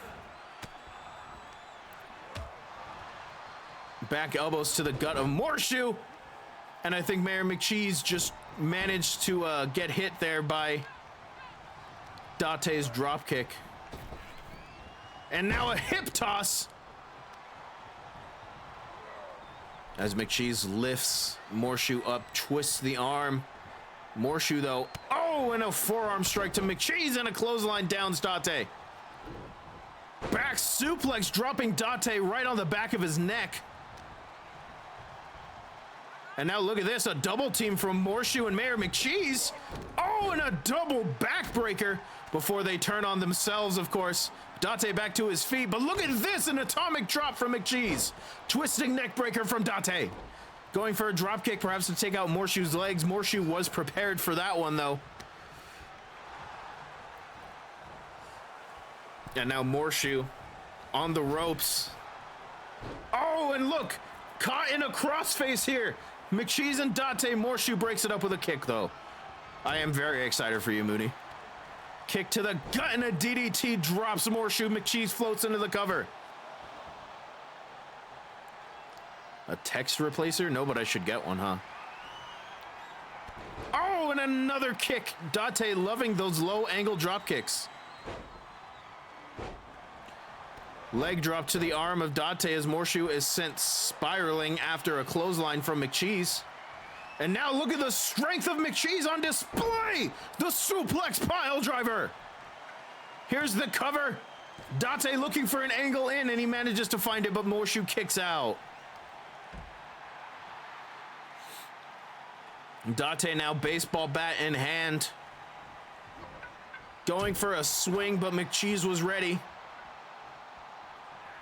Oh my goodness, almost like a spine buster back body drop combination there from McCheese. McCheese is getting fired up, but Morshu's back in the ring now. Fireman's carry position on McCheese. Not many people can lift up the mayor like that. As Morshu just drops McCheese's neck first. Date failed because the metal pipe is Mizuki's thing. Morshu hits the ground from enough distance, there should be an explosion. Fair enough. Look at this lackadaisical pin from Morshu. He was never going to get anything more than a 1 count. Oh my God. Oh no. The vertebreaker. And now Mayor McCheese looking for a suplex pile driver on Date, and he hits it. Here's the cover on Date. Not enough. McCheese completely showing dominance here. Oh, look, a bear hug from Morshu now.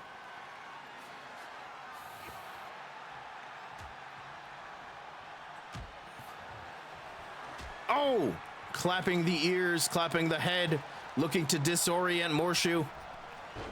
And now a kitchen sink sends Morshu spiraling. Oh, I don't think he noticed Date with the chair. Delivering the shot to the back of the head. As the chair is set up between the top and middle turnbuckle. Date with an arm breaker before going into a Fujiwara armbar here. Bending it back on Morshu's shoulder before letting go. Hello, Bront. Test. McCheese breaks up the cover. Morshu rolls out of the ring. A pump kick and McCheese drops the bat. And now look at this. An Alabama slam from Mayor McCheese. He had quite a bit of delay. Oh no. A baseball bat to the face, and now McCheese looks to make the victory. No, not quite yet. Morshu with a clubbing blow to the spine, and now a body slam. Morshu, where's he going? A leg drop. No, McCheese rolls out of the way. Going for a drop kick. Morshu rolled out of the way that time. Date's got a chair in hand, but Morshu and McCheese have eyes for only each other here. McCheese makes Date drop it. Arm wrench, wrenching it back. But a back elbow. Whatever McCheese had planned did not pan out. Jumping neck breaker. As McCheese rolls out. Oh my goodness, a baseball bat shot to the face. As Date rains down blows. Morshu in the corner. No way to escape there. Here's the cover. McCheese makes it back in to break it up. Kick to the gut. Date now bending the arm back. Oh, but McCheese with a left hand. And there has not been a lot of leaving the ring in this matchup. These three competitors have basically wanted to keep the entire match inside the ropes, only rolling out for a few moments in order to recover. Just as Date is doing now. McCheese now, though. I think Morshu was focused on Date. Morshu rolls out, escapes the suplex pile driver. First match without a ladder yet. As Morshu rains down baseball bat strikes. And now goes for the cover on McCheese. Does he have enough power on his spine to kick out? He doesn't need it. He uses the shoulder instead. Morshu now eyeing the steel chair here as McCheese gets back up to one knee and now back to his feet fully. Morshu setting up the chair in the corner. Date now looking to introduce a table into the matchup. Suicide dive from McCheese to the outside. Bless you, Aubrey, as McCheese climbs back into the ring. Back elbow to Date. McCheese stunned against the ropes. What's Date got in mind here? Looking to choke out McCheese using that top rope. And now Date sends McCheese into the ropes, but McCheese does not hit him. And now all three competitors again back in the ring. And now look at this. Alliances being formed here. Looking for a double choke slam on McCheese, and they hit it. Morshu and Date now going at it here. An STO from Date. Is it enough? No, Morshu powers out. An STO not enough. As Date grabs the steel chair out from between the turnbuckles. Oh my goodness, what an uppercut from Morshu. And now slamming Date's head into the mat. Here's the cover now. Referee slides into position. Morshu wins.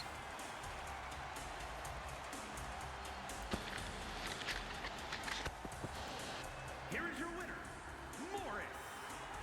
Morshu earning the final spot in the Extreme Championship Fatal 4-Way matchup later tonight.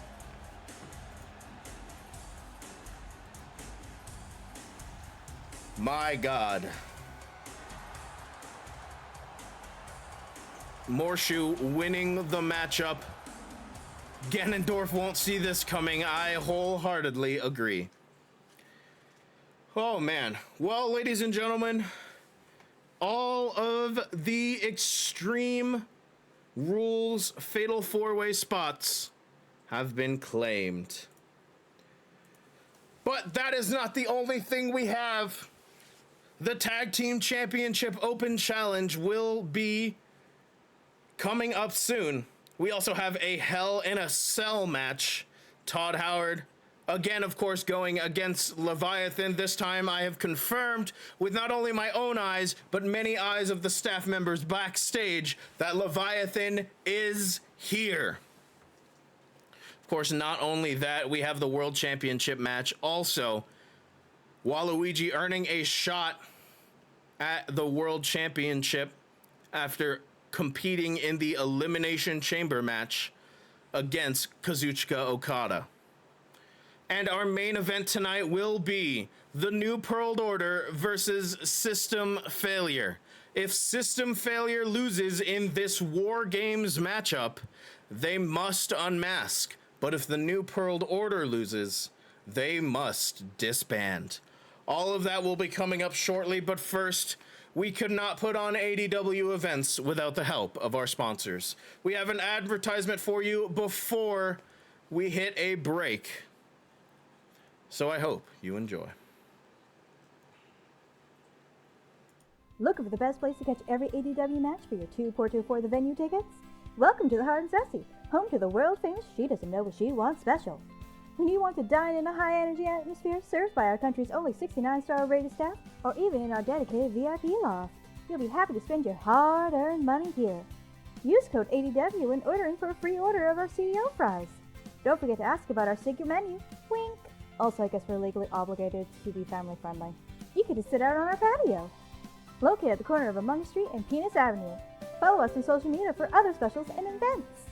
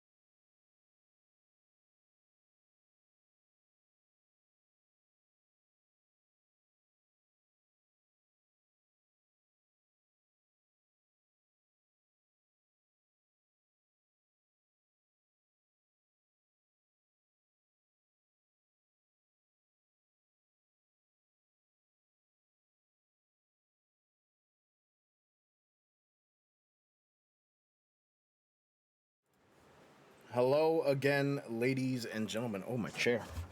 Okay, I think we're good. We are back. After a short, tiny break, let everyone filter back in, changed my shirt, got new drinks, went to the bathroom. We're all set. Oh, God, I forgot how sweet that was. Ah! What the fuck were we talking about? Change that handle on the bottom right to an X. It's not a bird anymore, said no one ever. God, ain't that the fucking truth? Fuck. We gotta peg whoever we fight? Oh, man. Well, I can confirm that... I don't agree to those terms. I can confirm that, of course, the Open Challenge contract has been signed for the last month leading up to this premium event here. Lots of slander, lots of libel, and all that jazz, and everything in between had been shed and sent towards Vicious and Delicious's name. And as I know who answered the open challenge, it all made sense. So as we get set here to move on to our tag team championship match, I think it'll make sense to you too. Oh, fuck me. What match is it? I think it's this one. Ladies and gentlemen, the ADW Tag Team Championships will be on the line. Who will answer the open challenge?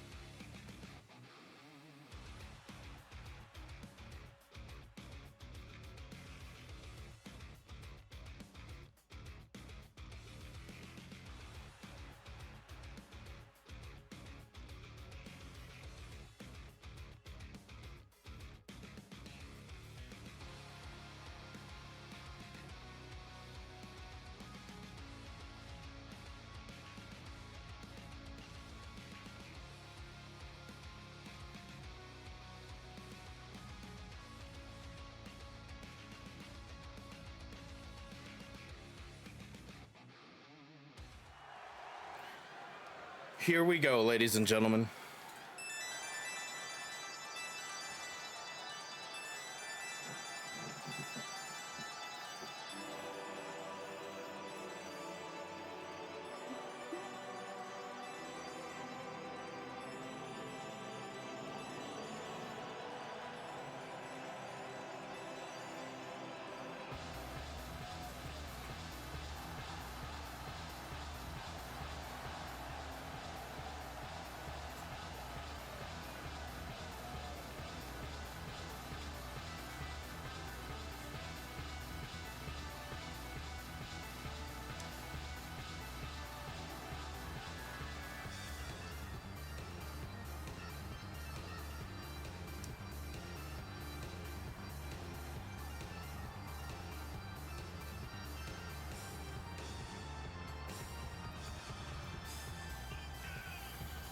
Ladies and gentlemen, Doodle Bront and Doodle Aubrey, also known as Anti-Bront and Anti-Aubrey, making their entrance here. Doodle Bob as their manager. Challenging for the Tag Team Championships.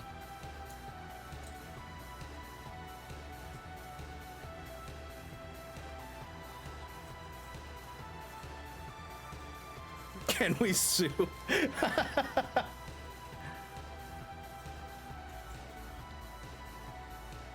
Is this piracy?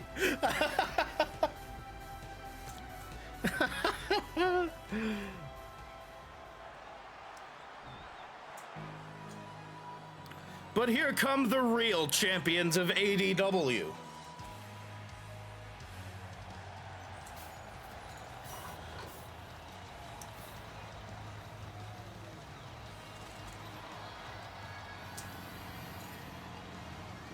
You guys get to watch me peg myself. That's a sentence. Is this just Mario Sunshine?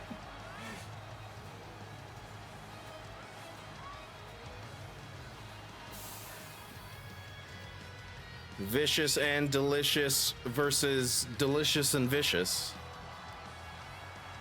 for the ADW Tag Team Championships.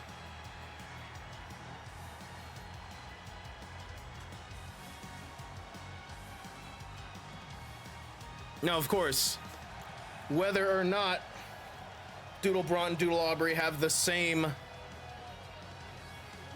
moveset, same sort of ring awareness as their counterparts, we'll have to see for ourselves. This is a normal tag team championship match, all for those pieces of gold right there. The following contest is scheduled for one fall and is for the All Dawn Wrestling Tag Team Championship. Introducing the challengers at a combined weight of 533 pounds. Why did they steal our clothes? Delicious. And their opponents at a combined weight of 533 pounds. They are the All Dawn Wrestling Tag Team Champions, Vicious and Delicious.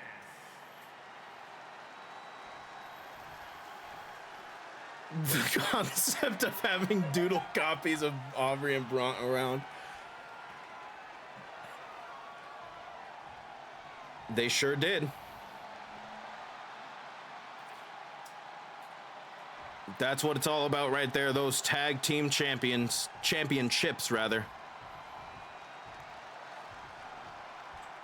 The champions versus the challengers, here we go. Immediately, Aubrey sends Doodle Aubrey into the corner. Oh, and look at that, a cheap shot from Bront, but it might have worked in Vicious and Delicious's favor here. And look at this, immediately going for a double team. Crossbody assisted. Bront tagging in against Doodle Aubrey here. And a power bomb to Doodle Aubrey right away. Elbow drop across the knee. And now here's the cover, looking to put this one away early, not quite enough. Drop kick to the back of the head of Doodle Aubrey. And now a quick tag. Of course, the tag team experience. Oh, look at this, head scissors from Doodle Aubrey. As Doodle Aubrey looking to get back into this matchup, wrenching back on the nose of Macho Aubrey here. And now a tag out from Doodle Aubrey to Doodle Bront. See, that was the thing. I had some questions when their lawyer just showed up in a black and white suit, but he showed a lot of really good credentials.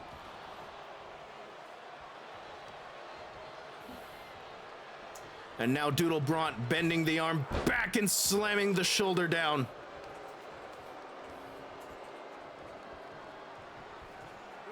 He came from Doodletown. I don't know, it was some dude named Saul Badman, but he had quite the expertise. Kick to the gut now. And look at this.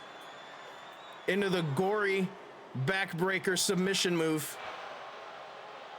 Aubrey looking to break out, and she does. Soul bad guy, perhaps?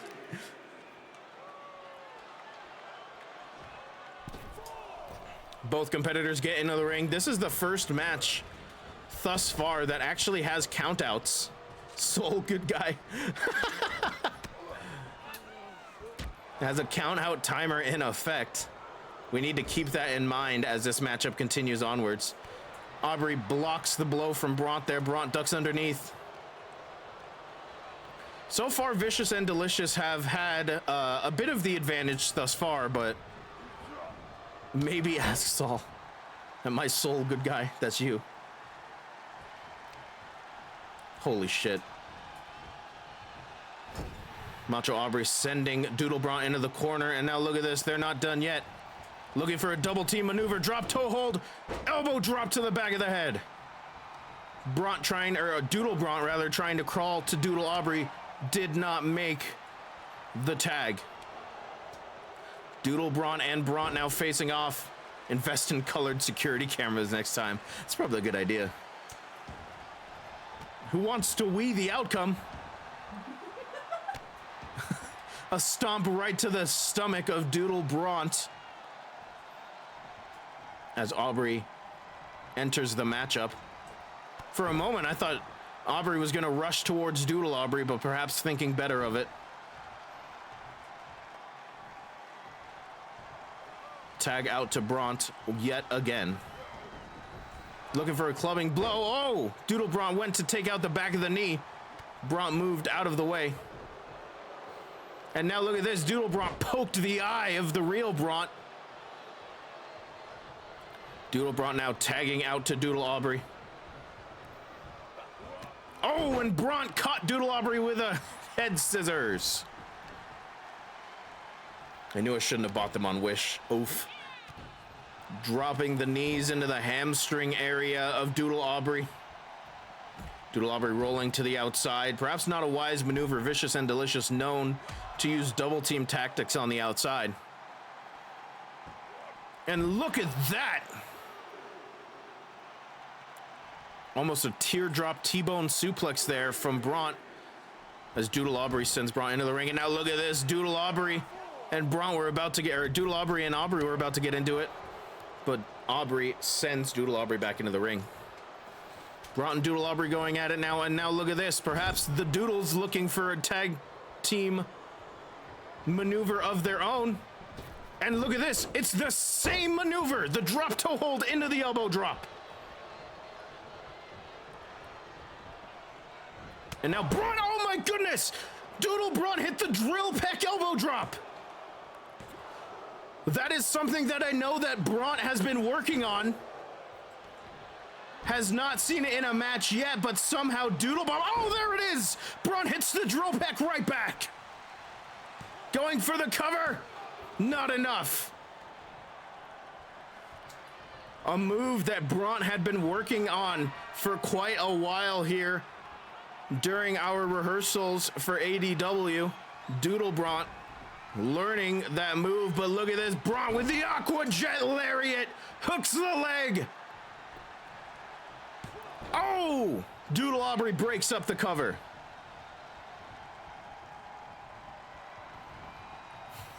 Security and high investment technology.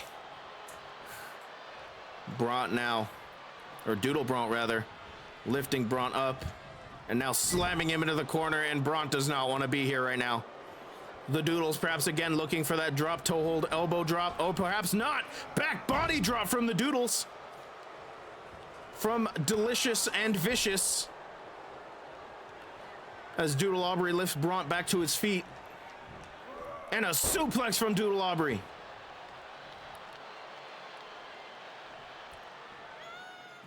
Doodle Aubrey again lifting Bront back to his feet, but Bront fighting back. Chop across the chest, and now look at this. The Australian too? Going for a clothesline. Aubrey was ready, a jawbreaker of sorts there from Doodle Aubrey. Both Delicious and Vicious are now on the outside now. Bront looking to fight them off. As Bront enters back into the ring, Doodle Aubrey stunned. Bront looking to turn his attention to Doodle Bront. And now look at this. Apron DDT to Doodle Bront, taking out Doodle Aubrey's partner. And a German suplex on the outside from Bront to Doodle Aubrey. Oh, and a stomp right to the back of the arm. Of course, Doodle Aubrey is the legal competitor here for Delicious and Vicious. Now dropping Bront face first onto the apron. And I say this every event, but that is the hardest part of the ring, where wood meets steel in that corner. Doodle Aubrey lifts Bront up. Look out, there's a slam looking for that crawling headbutt. She hits it. Oh no, now perhaps looking for that submission maneuver here. Oh, perhaps not. What is this? Oh, look at this, the Stormbreaker. Here's the cover. Leg is hooked, but oh, Macho Aubrey took out the referee in order to break up the pin. And Brought comes rushing back, and look, now that the referee is down, Doodle Bob's getting involved.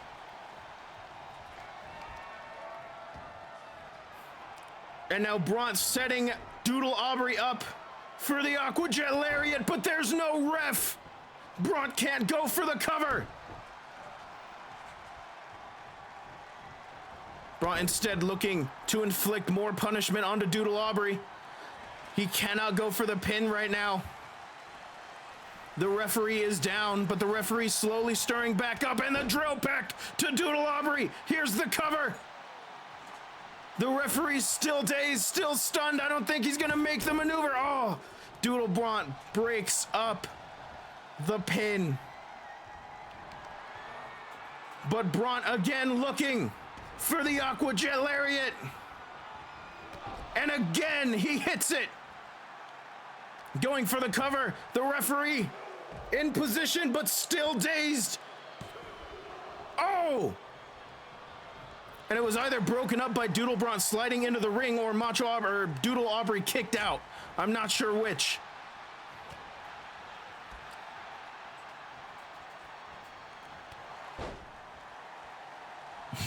I would be on Doodle's side too after I just got blasted by a double axe handle. Oh, there's Aubrey. She's dead on the floor outside. Oh no!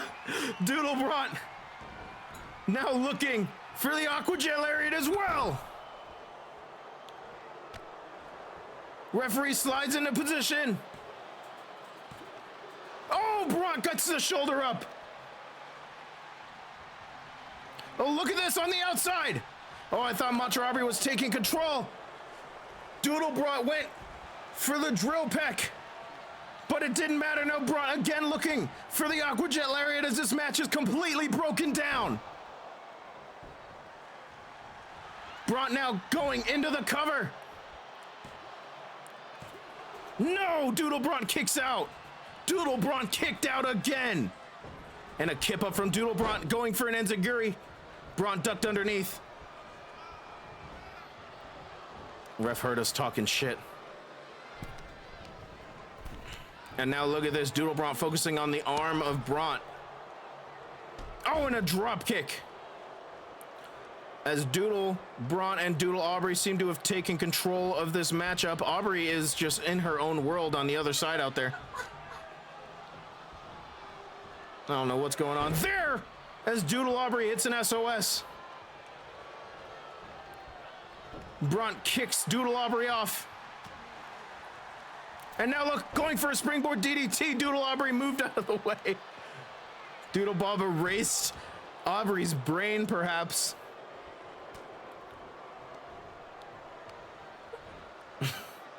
And now an inverted atomic drop from Doodle Aubrey as Brought rolls out of the ring. Perhaps a wise maneuver to avoid the inevitable 2v1 inside the ring. Oh, but look at this. The Aubreys now facing each other down. Doodle Brought up to the top rope. Oh, an elbow drop, but I think he completely missed. This is an absolute shit show. As these competitors now go at it on the outside. Head scissors from Doodle Brought, and the Doodles now taking control of this matchup.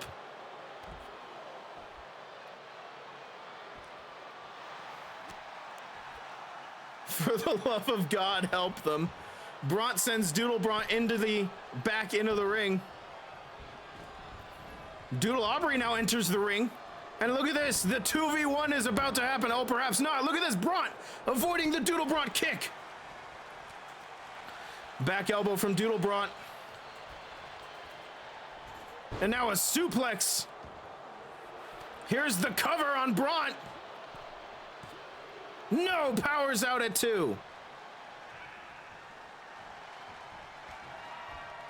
But how much more of this can Brought take? No. Avoids the Aquajet Lariat, or what I assume was going to be the Aquajet Lariat. Snapmare now. Aubrey back to contemplating the nature of existence.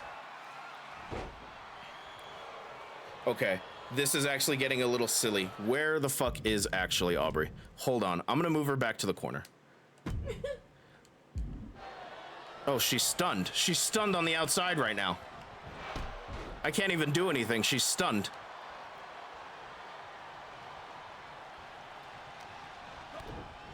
There we go. All right. Why can't she move this way? Is she in an invisible wall? What's going on? Okay, now that she's in the ring, I'm just gonna set her AI back to normal. There. She's back on the corner. Post-doodle clarity. As this matchup again becomes fair, I'm playing a bit of God there because that was ridiculous as Braun hits the drill peck. She was actually stuck as Doodle Braun breaks up the cover. Is she going back outside? What are you doing? No, she's going back to her corner. Doodle Bob put up invisible walls.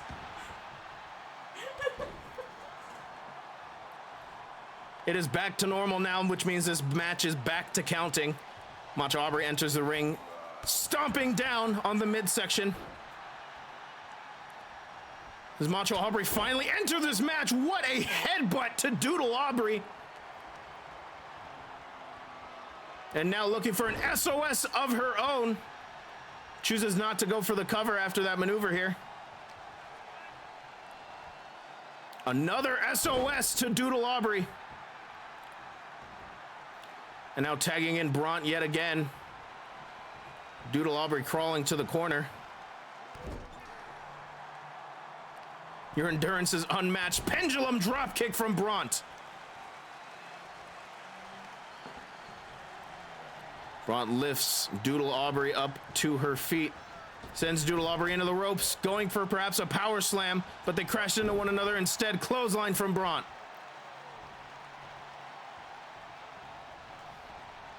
Bront again tags in Macho Aubrey here. Aubrey versus Doodle Aubrey yet again, but oh no. Doodle Aubrey looking for the Stormbreaker on Aubrey. And she hits it. Here's the cover. Bront breaks up the cover. And now Macho Aubrey has a bone to pick, or Doodle Aubrey has a bone to pick with Bront here.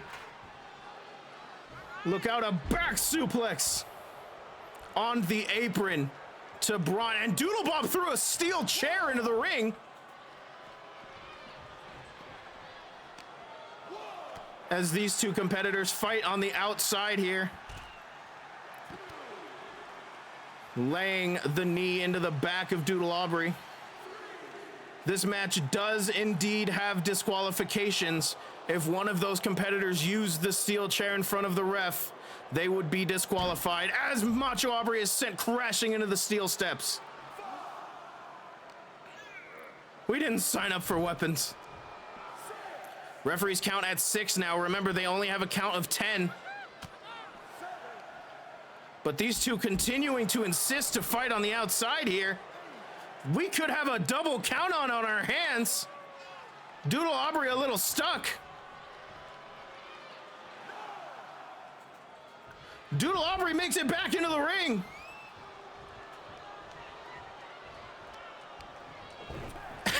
And Vicious and Delicious are counted out. But ladies and gentlemen, ladies and gentlemen, championships do not change hands via disqualification or countout. Which means that Vicious and Delicious are still our ADW Tag Team Champions. Delicious and Vicious may have won, but they are not the champions. I don't know what they were thinking. This was a championship match, but titles do not change hands via countout or disqualification. This will go down in the record books as a victory for Delicious and Vicious, but they are not the ADW Tag Team Champions. Perhaps that whole match was to send a message, I don't know, but they are not walking out as the champions. Our champions are still Vicious and Delicious. However, since the Mystery Slanders did win the match, this prediction does go through. Contender for all-time worst ADW match. Absolutely fucking true. That was awful. That was so bad.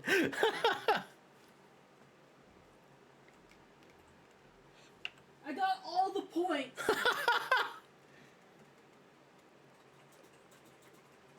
Did you vote against your team? I do it so somebody else gets the points if the other person wins. God, I love this game, but yeah, that was absolutely stupid. I think we may need a rematch at the next event here. Now you know what it's like to watch WWE. Oops, did I say that out loud?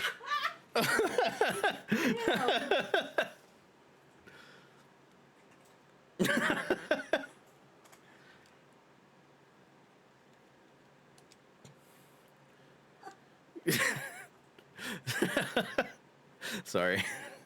I don't know where that came from.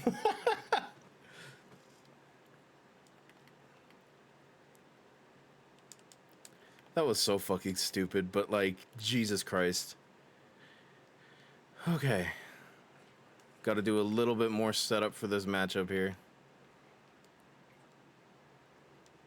I cannot believe that's how that match ended. That is so fucking stupid.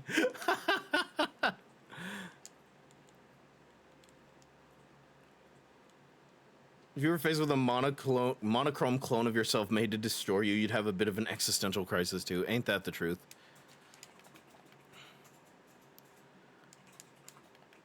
Is Flareth still in chat? Was that in the test matches? Not that I know of, no.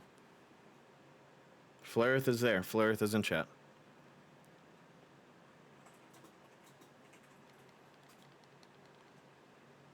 Yeah, we were fucking exhausted. Like, super exhausted. I don't know what the fuck we were thinking. Anyways, our next matchup here.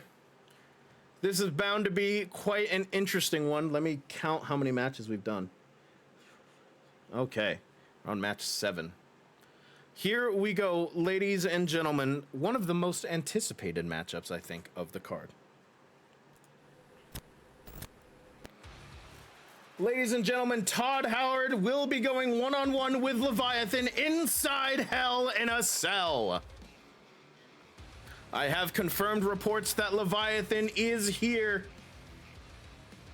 I am so excited to get to see Leviathan fight here tonight.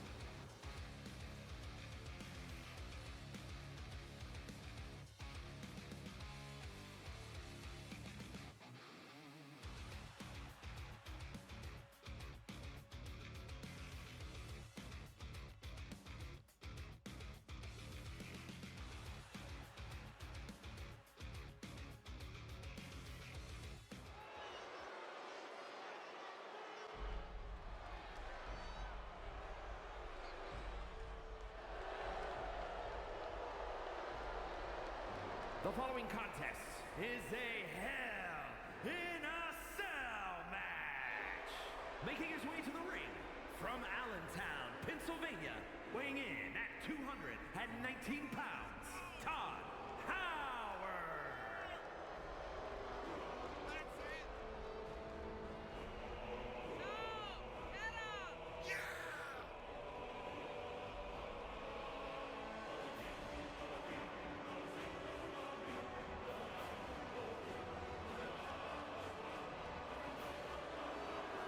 I was muted the whole fucking time again. I gotta remember to like not brush the top of my mic because that's where my mute button is. Todd Howard, fresh off of the release of his latest Bethesda game, Starfield. Continuing his grudge against Leviathan here. Leviathan finally here. We will finally see the grudge match ended here tonight.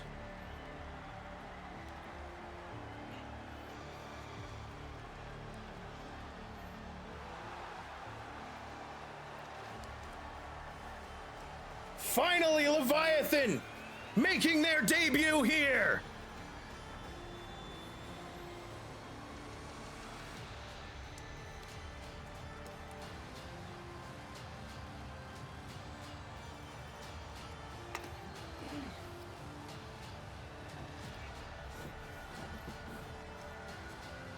I am so excited to finally see Leviathan in an ADW ring.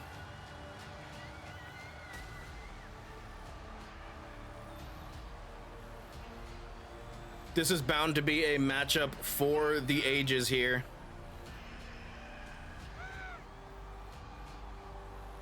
A red spy is in our base. What a weird thing to say.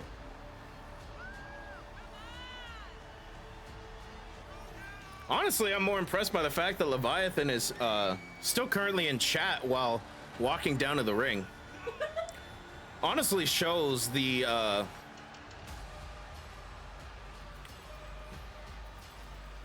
multitasking ability of Leviathan as we get set for this Hell in a Cell match. You have to remember, Hell in a Cell matches can be brutal. You are surrounded on all four sides by steel. So that multitasking might come in handy here as we get set for this matchup. Todd Howard, Leviathan, finally one-on-one inside Hell in a Cell. Oh, I told Aubrey to do it, and then Zor started doing it, but whichever one works. As the cell is getting lowered, this matchup begins now. Todd Howard and Leviathan, here we go. Todd Howard right away into a neck breaker on Leviathan. And now slamming Leviathan's head into the mat. Turns out with the worst ones for the job. It sure seems like it, doesn't it? Russian leg sweep. Here's the cover on Leviathan. Todd Howard looking to put this one away.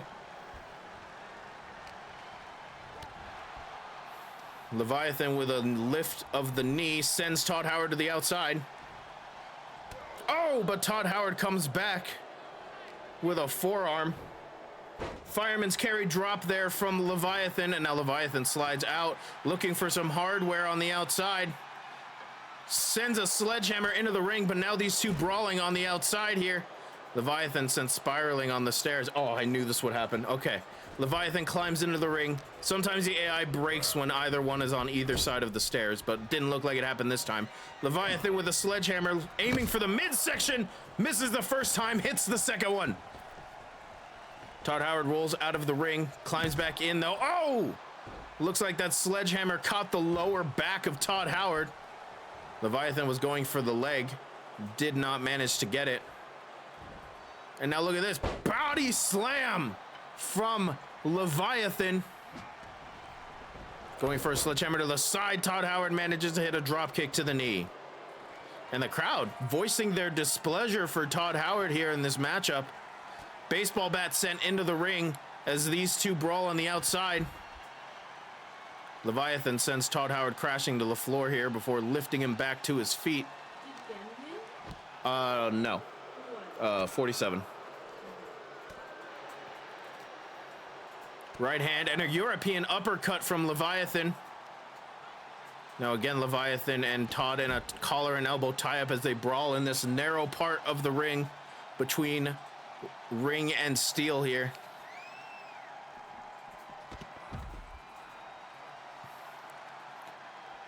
Spy TF2? I didn't hire a spy TF2, I hired Leviathan. I don't know what you mean. I mean, I see Leviathan's face right there. Looks just like their Discord profile picture. I'm honestly impressed the level of aptitude. Oh my goodness, Todd Howard hits the hotfix. Mooney did win, yes. Here's the cover, Todd Howard with the hotfix. No, kick out.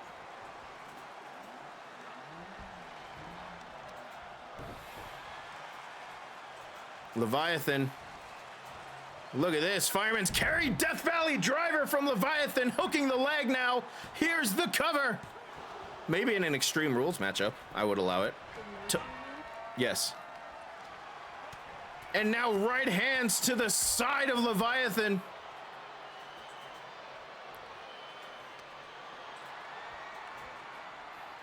Todd Howard lifting Leviathan up, dropping Leviathan right down on the top rope. Going for a baseball bat swing, but Leviathan was just out of position. Oh, that one hit, though. That one hit. Avoids the other strike with the baseball bat. Now T-Bone suplex position. as Leviathan looks to get back in this matchup here. Oh, look at that. Oh my god. Oh, I thought Leviathan was about to steal the hotfix. Instead going for a double arm overhead suplex, and here's the cover now. Kick out at 2 from Todd Howard.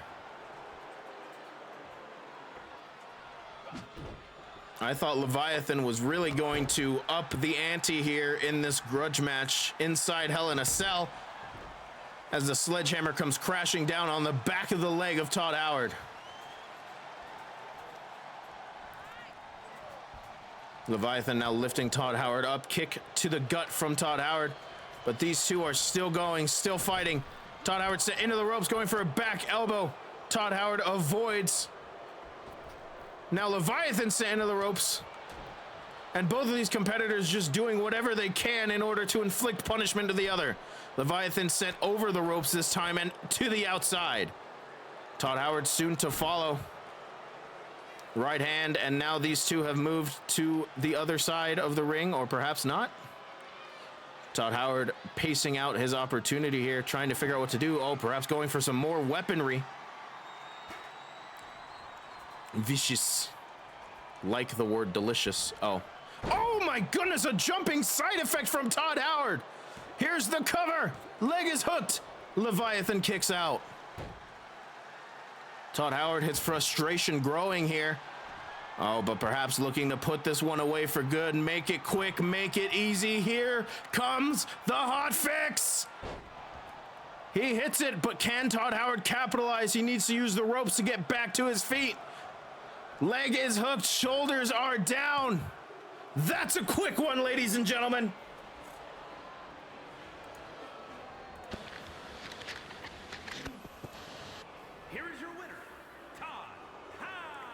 Mr. Dong or Die continues his winning streak over Leviathan. Or his streak over Leviathan.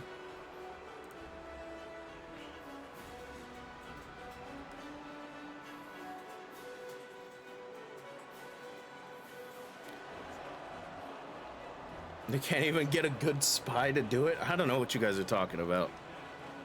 Silly chat. Silly chat. Todd Howard wins inside Hell in a Cell. Well, ladies and gentlemen, all of our competitors that qualified for the Extreme Championship match have now been rested up and are ready to go. As I see that it is dark in here. Holy shit, hold on. Turn on the light. Okay. No, my headphones. I updated everything. Thank you. Todd's got a pretty impressive record, all things considered. I mean, honestly, yeah. You can't tell the difference between... No, but I can. Literally, like, if I don't have the light on, I can't tell that anything's over on this side. So I like having the light on, so that there's no shadow men that come and try to get me.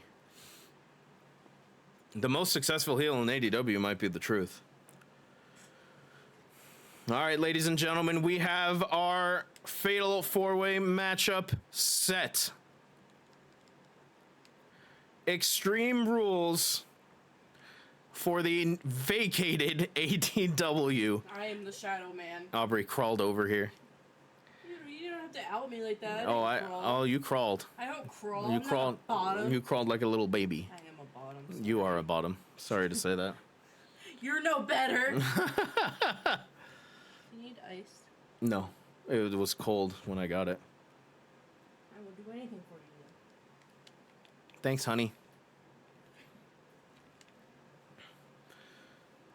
Literally crawl for one of your moves, Aubrey. But then I headbutt. That's a power move. That's a power move.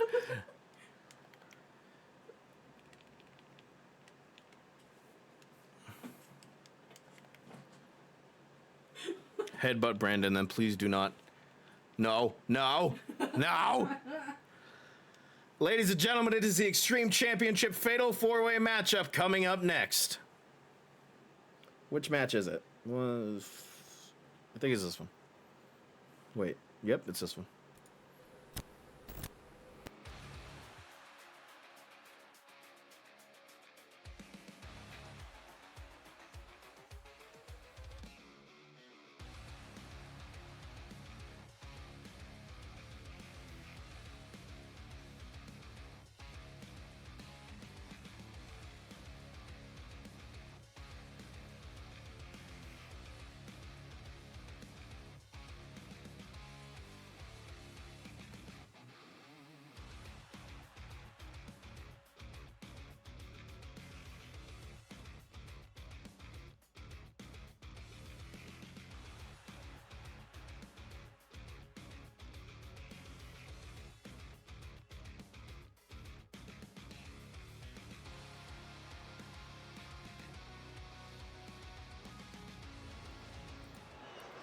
Here we go, ladies and gentlemen.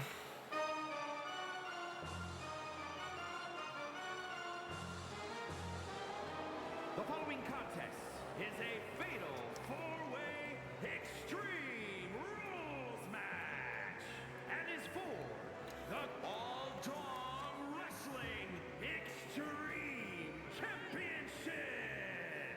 Making his way to the ring from the other side of darkness, weighing in at 279 pounds, Demon King.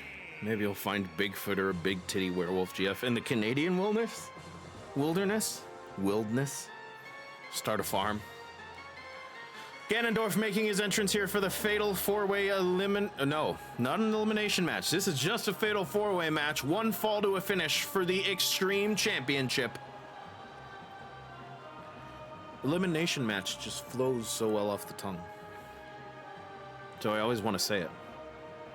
The biggest concentration of Bigfoot sightings is actually in BC. Is it really?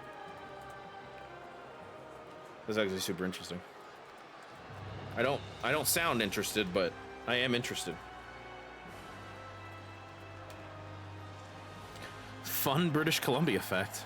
And his opponents, first from Romania, weighing in at 187 pounds, the Assassin. Agent 47 walking down to the ring, fighting for the Extreme Championship. There's a little old law against hunting Bigfoot here. Really? Maybe I'll find a big titty Bigfoot GF. Are those? Oh yeah, fair enough. It's against the law to hunt Bigfoot. Wow.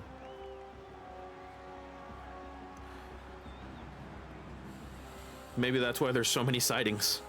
Because it's illegal.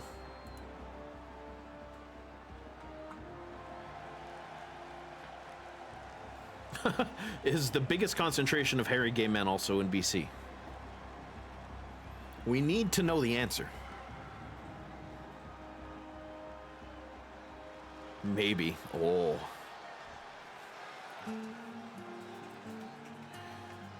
Bigfoot population is exploding without natural. Are we the natural predators? Are we the baddies? Yeah, we're the baddies. You can try and find, but no attacking. Wow. City of Atlantis, weighing in at 225 pounds, the Outsider. What about kissing? Let's kiss Bigfoot.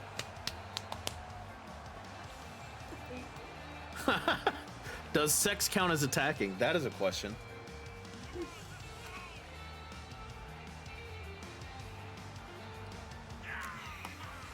These are all questions we need to know before the fatal four-way extreme match. The first mention of Bigfoot was from your city. Wow.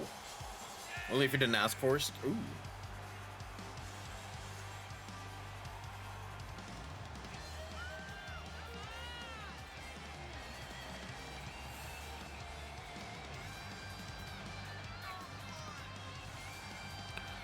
Extreme Championship. Jesus fucking Christ. Apparently it's because people have accidentally shot each other thinking someone else was Bigfoot. Damn. Could you imagine explaining that to whoever you shot? Sorry, dude, I thought you were Bigfoot. You had big feet. What is your favorite cryptid, Flareth? Is it the pants? I hope it's the walking pants. Fresno Nightcrawler is my favorite. Mothman's a close second, though.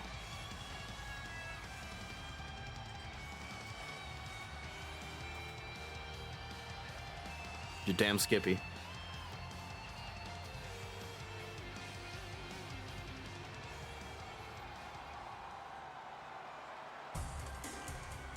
The Wild Man of Horn Lake.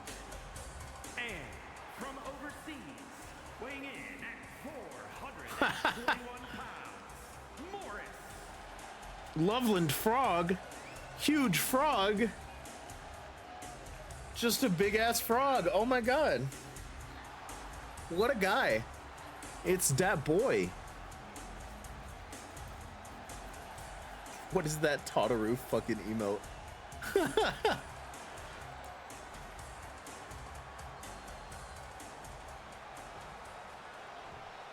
You could be. Brave enough. If you're brave enough. Yes, congrats. They also do magic. Oh shit. All right, Extreme Championship Fatal 4-Way matchup for the vacant ADW Extreme Championship Extreme Rules match.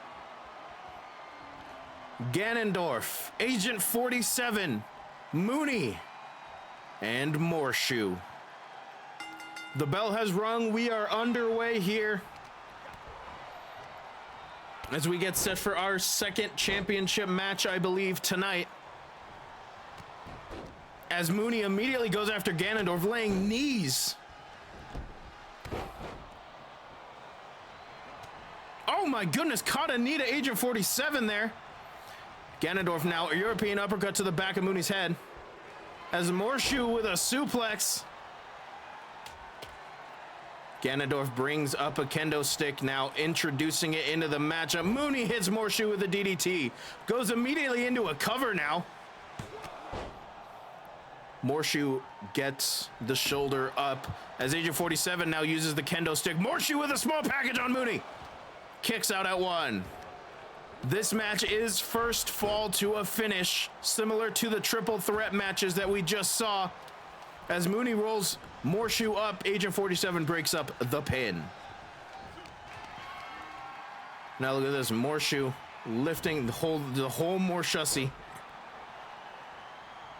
Clothesline from Agent 47 to Ganondorf, completely levels him. Oh, and a back elbow. As Morshoe now introduces those steel steps on the corner of each ring post. A pump kick from Ganondorf, but 47 kips right up. Morshoe hits Mooney with the stairs. There are no countouts and no disqualifications in an Extreme Rules match. The first one to either pin an opponent or make one of their opponents submit will be the victor. Going for a kendo stick swing was Ganondorf. Hits on the second one. Morshoe shoves Mooney off as Ganondorf just breaks that kendo stick over Agent 47.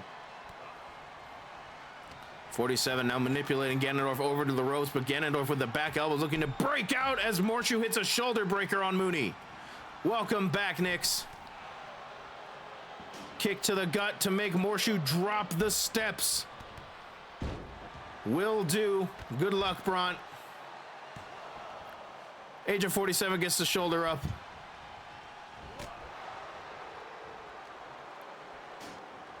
What flavor ice cream? Oh my goodness, a headbutt from Morshoe to Ganondorf. Morshoe breaks out. Oh, and a pump kick from Ganondorf. And again, Agent 47 kips right back up, rather. Agent 47 with back elbows to Morshoe as Ganondorf rolls out of the ring. Steel steps to the face of 47. And now Morshoe slamming Mooney's head right into the ring. Going for a clubbing blow, but Mooney sweeps out the leg from underneath Morshoe as Agent 47 and Ganondorf fight on the outside. 47 does have a chokehold locked in, but this will not count. Pinfalls and submissions will only count on the inside of the ropes. In between the ropes, rather, in the ring. Morshoe was winding up for something there, but Mooney caught him. As Ganondorf takes down Agent 47, and look at this, palm strikes to Agent 47, and that last one may have hit harder than the rest. Look at this, what's Mooney got in store here? Oh, sliding German suplex to Morshoe.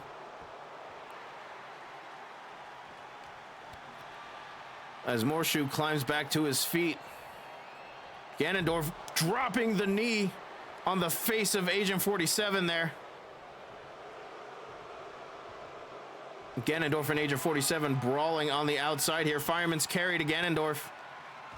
Dropping 47 on the mat. Oh, I didn't even notice. I was looking at Ganondorf for 47. Mooney now lifting the knee into the chest of Morshoe there. 47 sent back into the ring. Mooney to follow and Ganondorf as well. Oh, but Mooney and Morshoe. Oh, I thought they were going to go back at it again. But look, Captain's Hook chokehold on Ganondorf. Morshoe breaks it up. And this is going to be real interesting to try and find an opportunity to win this matchup. Look out, Morshoe. Oh, I think he got interrupted by 47 there. I think he was going for that Morshoe leg drop. Looking to drop all of his weight down across the neck of his opponent. Now palm strikes to Morshoe.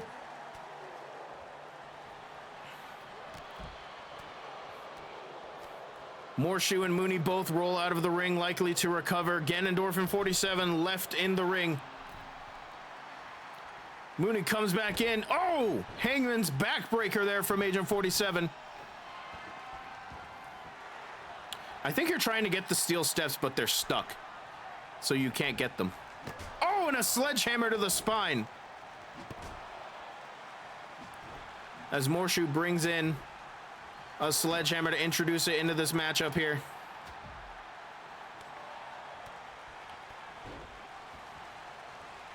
Mooney now, oh, a takedown to Morshu, showing off her strength, and here's the cover. This might be her opportunity.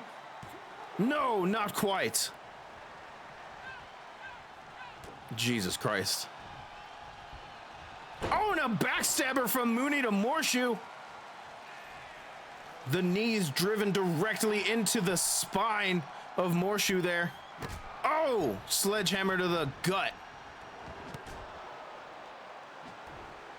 And now Agent 47 dropping Ganondorf with the DDT.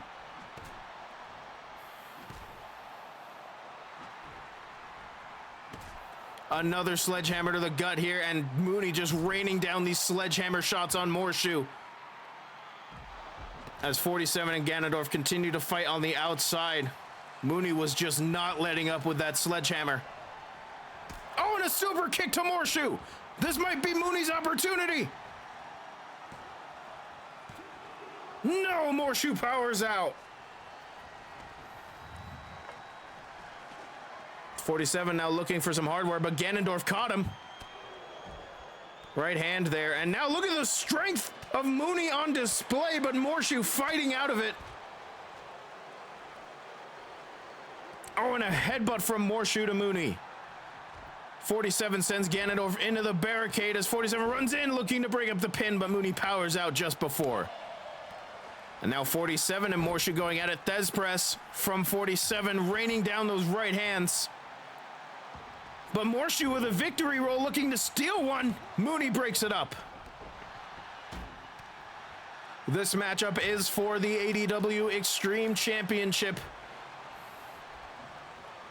I believe this would be whoever wins this matchup, this would be their first championship in ADW. And look at this, this match is just broken down now. Competitors going after each other. 47 hits a neck breaker, goes for a cover. Morshu breaks it up. Ganondorf rolls to the outside. And look out, that uppercut! That same uppercut that very well could have won him the match. Morshu hits a sledgehammer. Shot to the midsection, Mooney powers out. Ganondorf right there to catch Morshu. Looking for a choke slam. Look at the strength, and he hits it.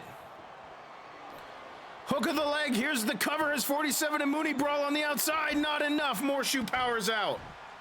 Ganondorf thought that was it, thought that was his opportunity, the frustration getting to him. Mooney sent back into the ring now. As Ganondorf sends Morshu into the ropes and hits a back elbow.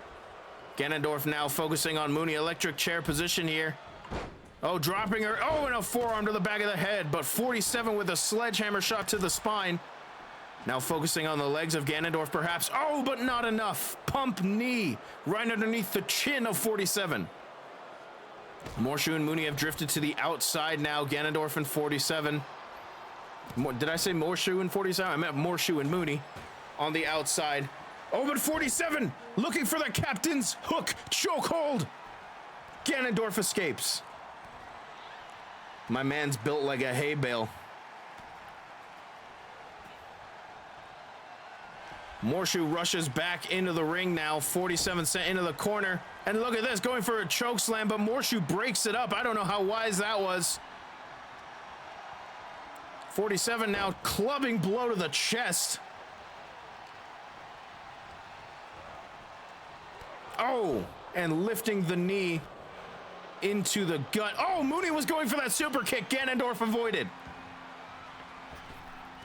Mooney sent into the ropes. They crash into one another. And now Ganondorf and Morshu in the middle of the ring. Military press spine buster to Morshu. Mooney sends Ganondorf into the corner, catches his legs. Enziguri step-up kick to the spine and looking for that sliding German suplex. Ganondorf rolls out of the ring as Mooney searches underneath. Agent 47 has introduced a kendo stick, now going for the cover. Mooney breaks it up. This matchup is fast-paced and high-octane. Mooney breaks up the collar and elbow tie-up from 47. Gets a counter of his own in, though. Morshu looking to manipulate Mooney, perhaps send her into the ropes. He finally does so. Now a sledgehammer in Morshu's hand. And look out, dropping 47 on the top rope. Now going for the cover on 47, but I think Ganondorf broke it up there. Fireman's carry as Ganondorf drops Mooney on the top rope. Knee lift, striking down on 47. That was not supposed to be sent like that. Thanks, Twitch.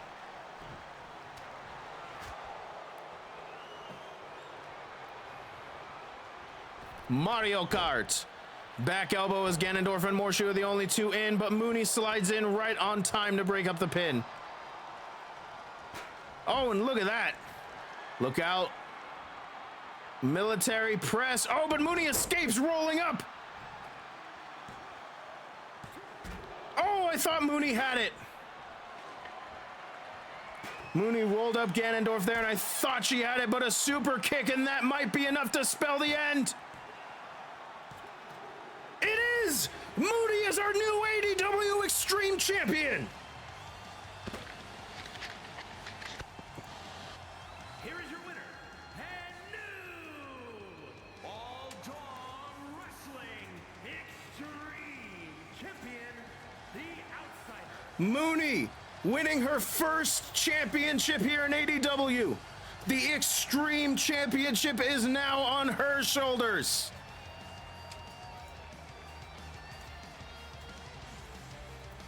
Competing against Ganondorf, Morshu, and 47, and comes out the victor.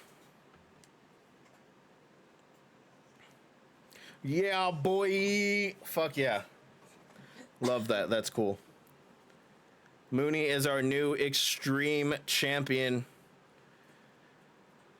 All right, ladies and gentlemen, we have 2 more matches to go, including a World Championship match and a War Games match. However, like I said before, unfortunately, Bront is not here for this one. But, like I said before, cannot put on these shows without the help of our sponsors. I've now earned his respect, as is the Gerudo way. Good. Yes, good. We have another advertisement here from our sponsors from Pennsylvania, of course, helping us put on these events. Could not do it without them. Here you go.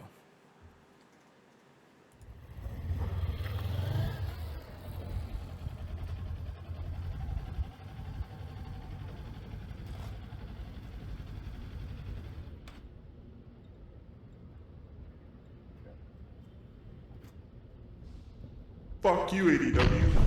You're dumb enough to buy a car this weekend. You're big enough schmuck to come to Big Brett Hell's Cars. Bad deals, cars that break down, thieves. If you think you're gonna find a bargain at Big Bronze, you can kiss my ass. It's our belief you're such a stupid motherfucker, you'll fall for this bullshit.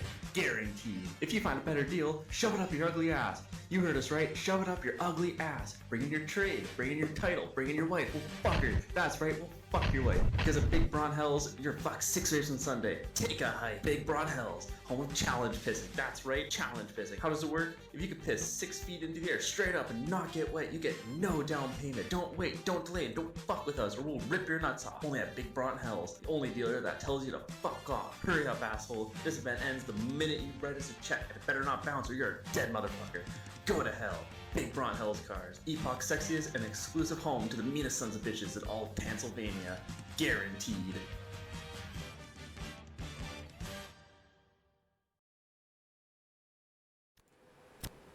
Thank you from our sponsors, but as we get set up here, it is our World Championship matchup.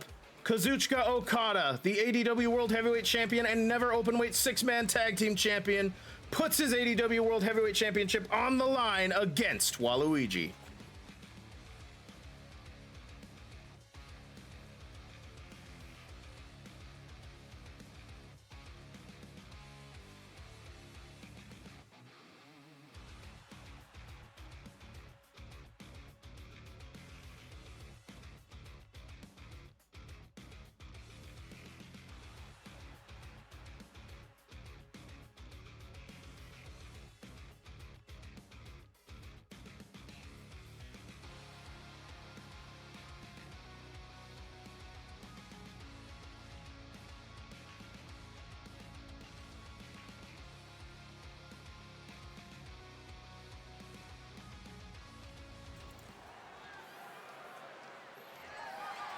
The following contest is scheduled for one fall and is for the All Dong Wrestling World's Heavyweight Championship.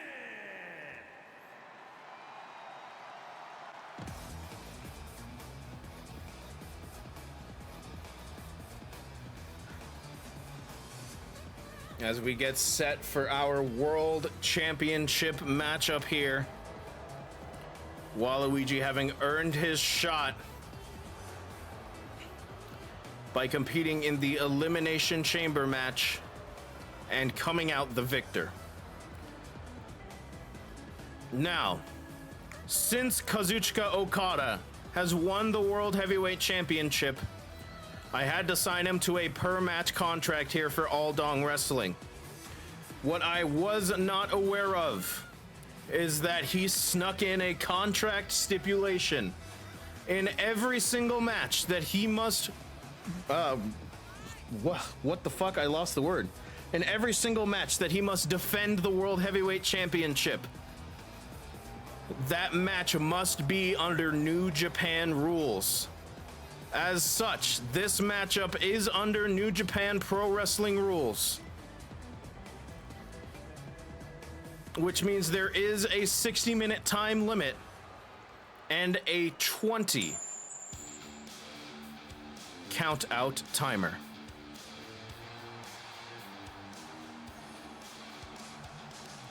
The Rainmaker himself, the ADW World Heavyweight Champion and the Never Openweight 6-man Tag Team Champion, carrying both of his championships here to the ring.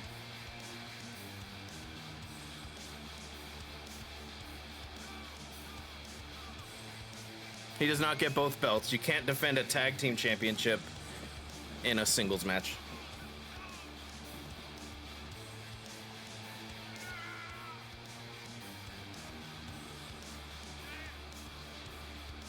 It's like how Bront didn't lose the Tag Team Championship when he lost the US Championship.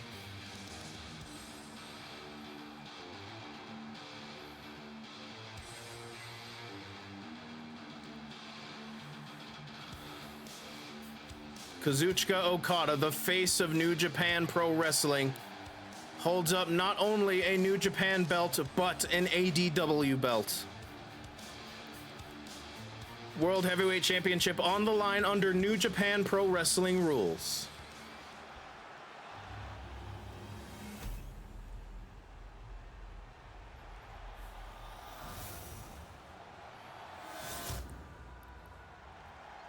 Introducing the challenger from Mustache Mountain, weighing in at 200 pounds, number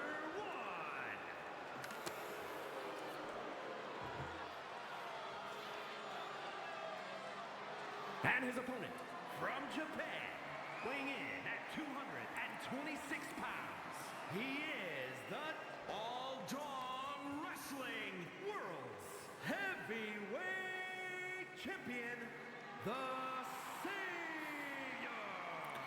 The savior of New Japan Pro Wrestling against Waluigi, who is number 1 for the ADW World Heavyweight Championship.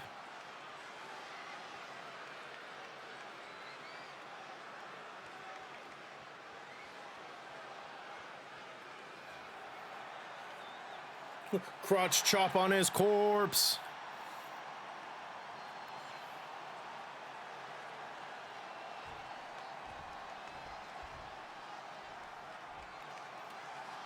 The bell has rung, which means the 60-minute timer begins. Okada immediately with a drop kick.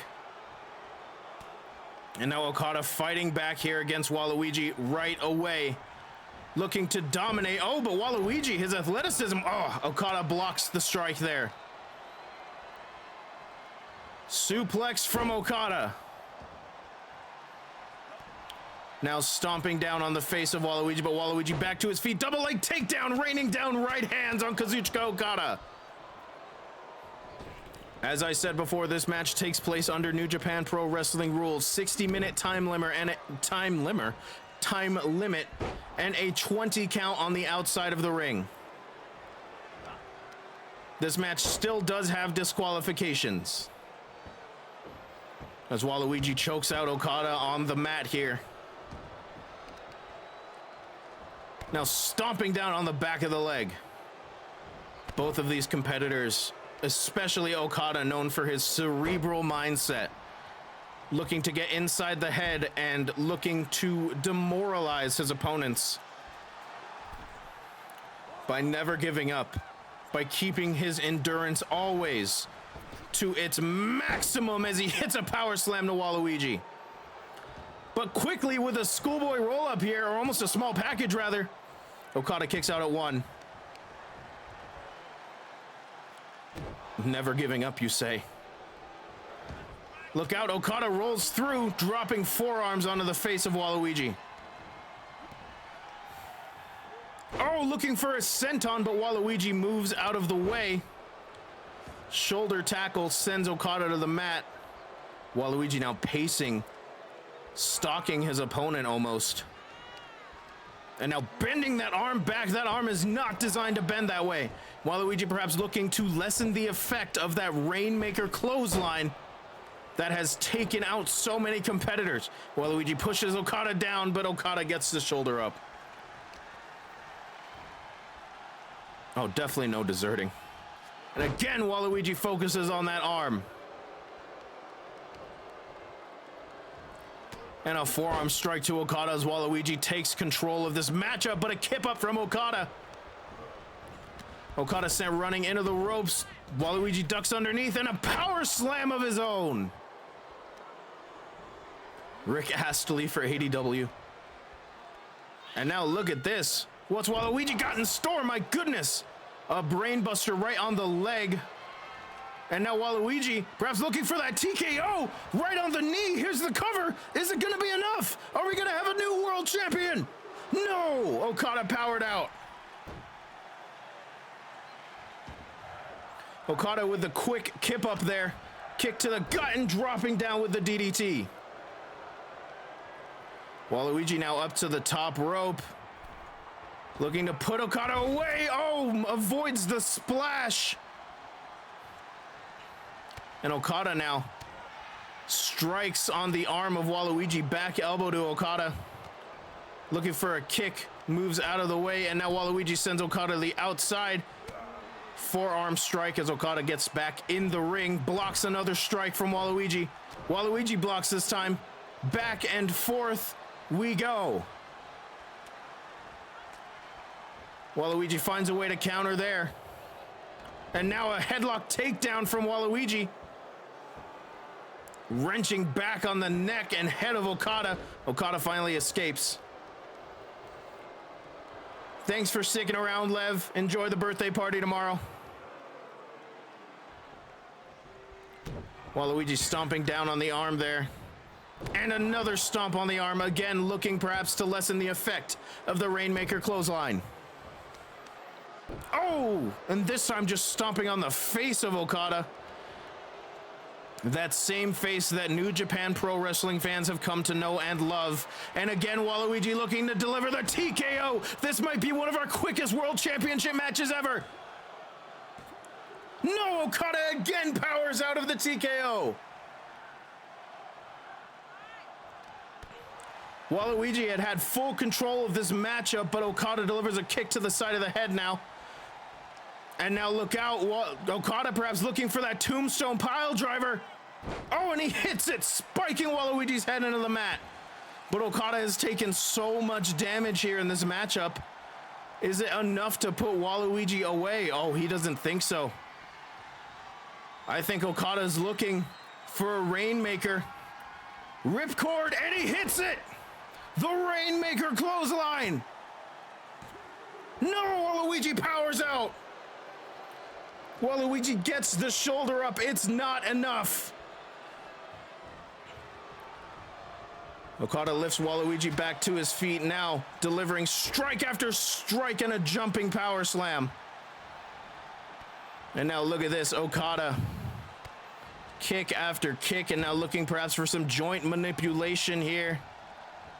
Locking the arm against the back of Waluigi before bending those fingers and knees to the back.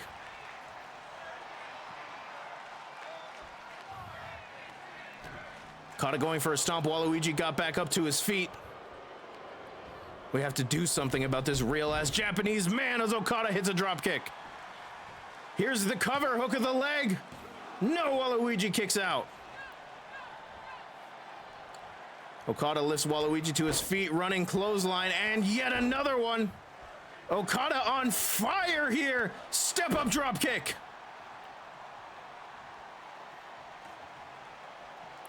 And now Okada looking to put the exclamation point on the end of this matchup here, looking again. Oh, German suplex. Rolling through, looking for the Rainmaker. Hook of the leg. Here's the cover. No, Waluigi powers out again. Waluigi is kicked out of the Rainmaker twice now. I don't know why Automod got mad at that. Okada, look at that. Springboard senton. And again, Okada looking for that Rainmaker. And ladies and gentlemen, this might be the final death blow to Waluigi. Hook of the leg. Here's the cover. It's over. Okada with a dominant victory here against Waluigi. My God. Here is your winner, and still all-time wrestling world heavyweight champion, the Savior. It felt like Waluigi almost never stood a chance against Kazuchika Okada, as Okada remains the ADW World Heavyweight Champion here tonight. Real ass man. You did come back to some real ass man winning. I'm so sorry.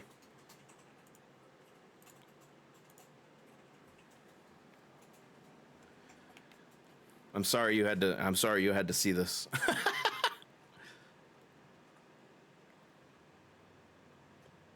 Kazuchika Okada remains the ADW World Heavyweight Champion. I think we need to bring Wario back. Oh, I have to close the bet.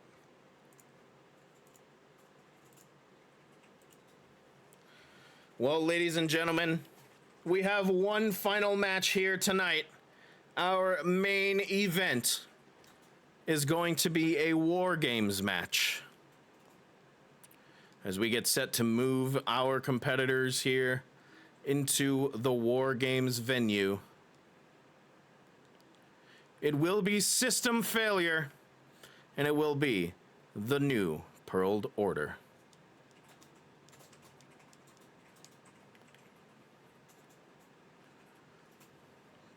War Games. All right, ladies and gentlemen, here we go. The stakes are ever higher. System Failure against the New Pearl Order.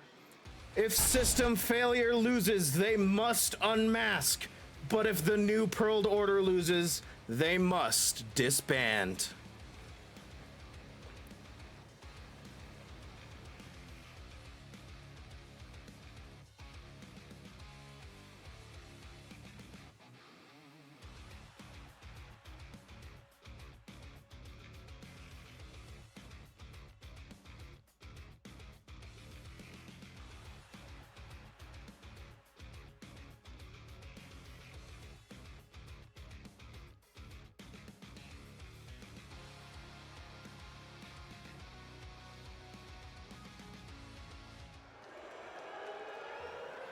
The following is a men's War Games match.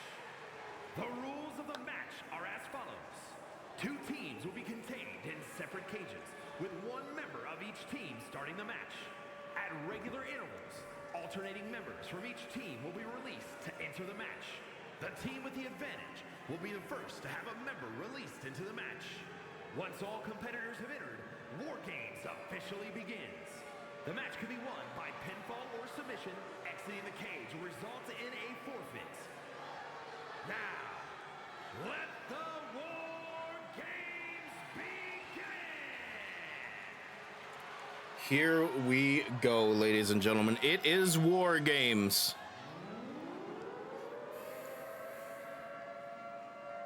The Pringle is prepared.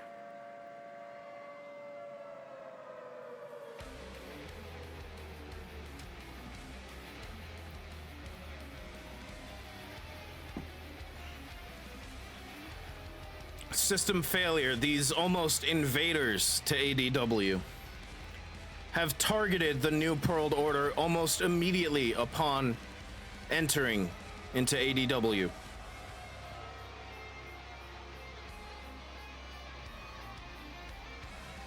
This will settle things once and for all. It seems Violet will be our first entrant here into the War Games cages.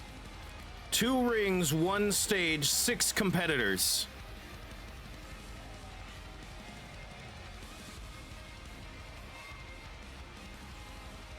Sippy! I'll finish off my tea.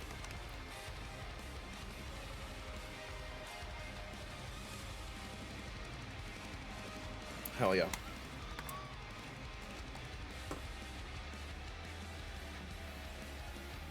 I almost elbow dropped my controller. Would have just straight up stopped the entrance. Violet, the first one to enter the cage here.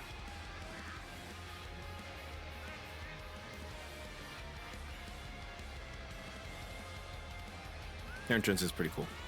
Of course, the entrance with the lanterns. A tribute to Bray Wyatt, who passed away last month. The man you saw in the intro video was indeed Bray Wyatt.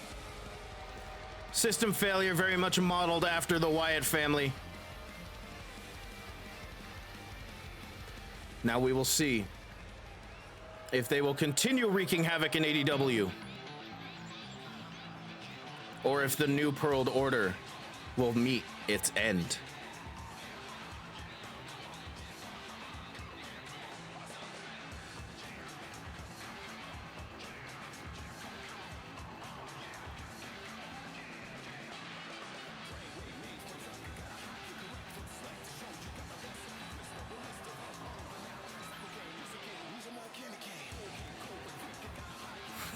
Nick's the first entrant for the New World Order into War Games here. War Games does not officially start until every member of each team enters the ring. Once all members have entered War Games, the first pinfall or submission will be the finish. New World Order plastered on the back of Nyx's coat here. And representing the Order from Colorado, weighing in at 208 pounds, the Falcon. Dix enters the ring.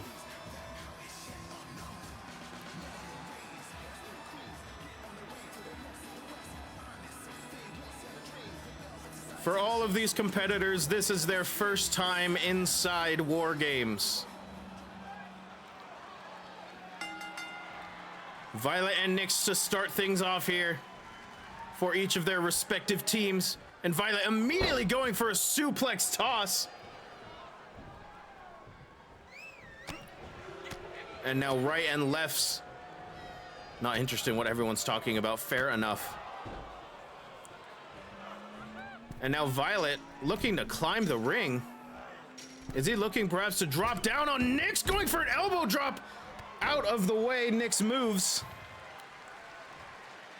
Nyx now lifts Violet up to his feet. Violet simply shoves Nyx off. Look at that. Dropping Violet right onto the top rope. Why does this match look like it's going in slow motion? Am I running something here?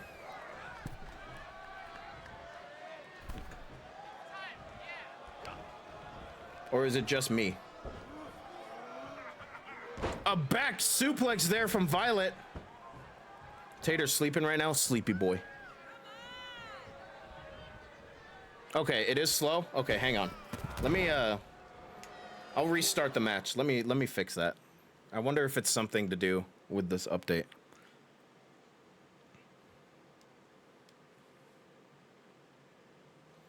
I noticed it in 1 or 2 matches, but that one was like noticeably bad. Let me see what they do here. Oh, that's why. They decided to set everything to ultra. I don't need that, I promise.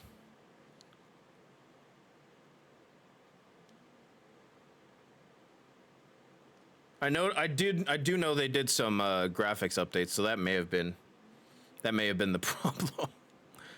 Maybe that's why everything was so slow. All right, hang on. We'll get everything set back up here in a moment. We'll skip the entrances so we don't need to go through that again. But I noticed that it was just in like super slow motion, and it's never been that slow before.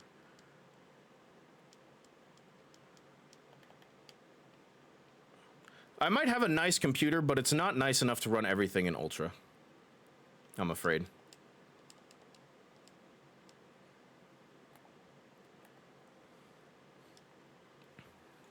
That would be really nice, but not nice enough. We'll get the match started back up here in a minute. Everything's loading, and then we'll just be right back in it.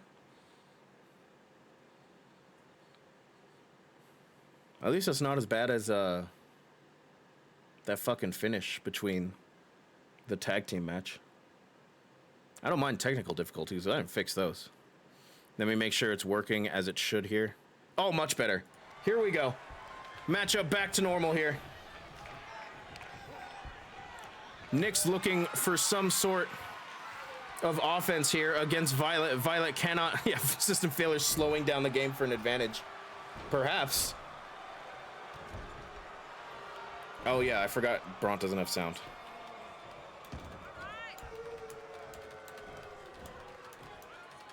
Let me type this out.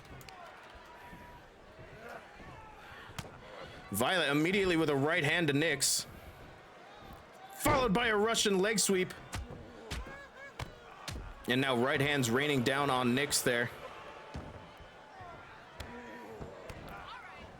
Violet raining down those knees now as Violet takes control for system failure. A reminder of the stakes here. System failure must unmask if they lose, but if the New World Order loses, they must disband. Violet's up at the really top of this cage. This is extremely dangerous for anyone. And Violet perhaps thinking better of it here. Now climbing back down as Nyx looks to climb up herself. These two competitors looking to fight here on the top of the cage.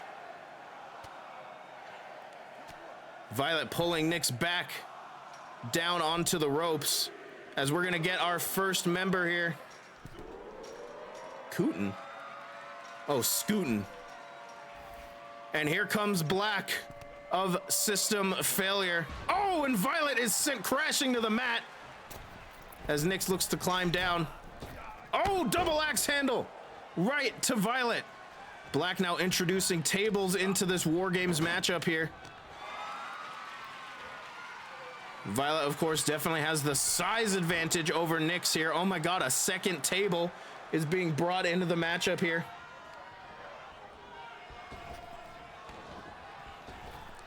Oh, I think Violet was going for the pounce. Nyx moved out of the way. Now Nyx with the table in hand.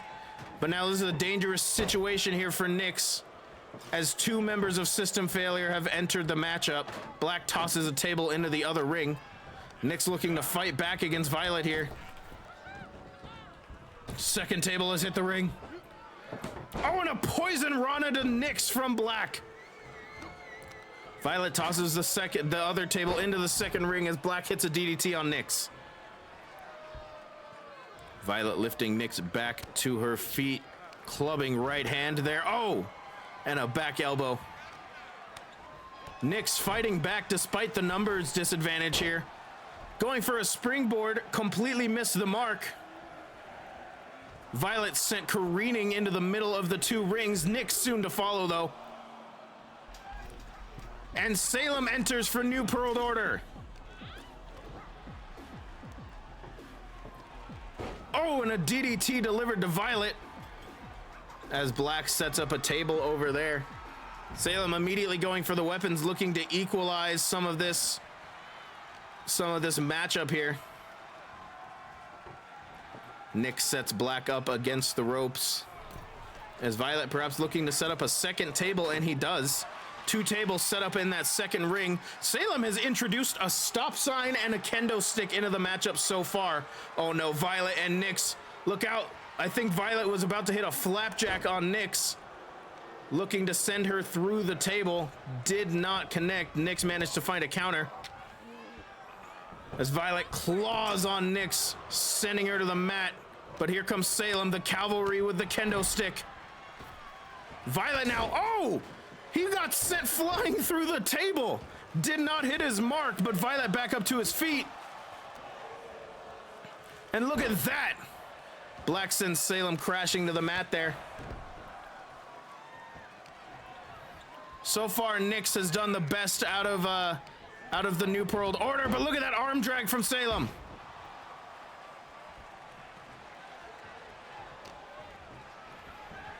Look out, German suplex from Salem to Black as Violet and Nyx continue to fight.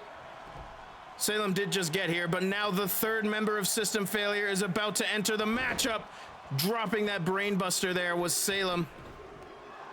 Drop kick from Nyx sends Violet to the mat. And now New World Order is fully in control of this matchup so far.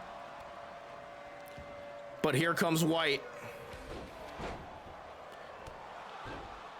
I didn't even realize Salem introduced a sledgehammer into the matchup. Nyx is sent to the first ring as White now enters the matchup. White with a steel chair in hand. Japanese arm drag from Black sets White up for the chair shot. Oh my goodness, a flapjack from Violet sends Salem through the table. Double arm DDT there from Black to Nyx, and now System Failure back in full control. Salem back to his feet. Violet standing at the top of the steel cage. 2-on-1, no problem, no problem. Oh, and a stop sign right to the face of Nyx as Salem and Violet fight on the wall of the cage there. Maybe a little problem. And now Black, look at this. Oh, a Regal Cutter neckbreaker there. Both Salem and Violet are fighting up on top of the cage.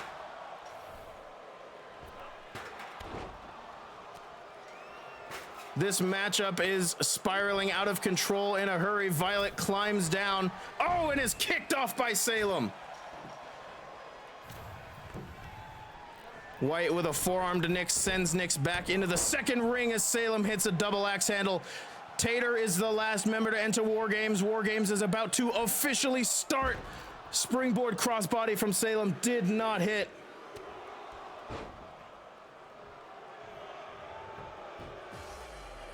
Oh, I think Violet was getting a little bit too into this matchup. Now both members of System Failure have entered the second ring. Everyone is here. Tater about to enter the ring here.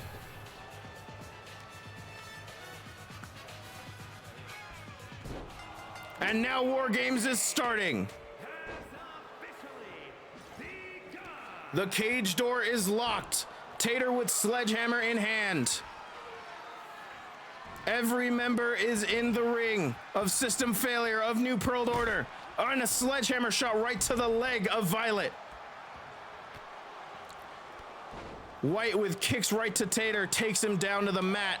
Now turning his attention to Salem, as this matchup looks to spiral out of control in a hurry. Nyx sneaking up behind White here. Look at this head scissors. Look at this agility, sending White across the mat. Nyx with a DDT to Violet as a sledgehammer shot right to the leg of Tater. Oh, and dropping it right on his head. Looking for another one. Oh, but look at this. Salem rolling up Violet now.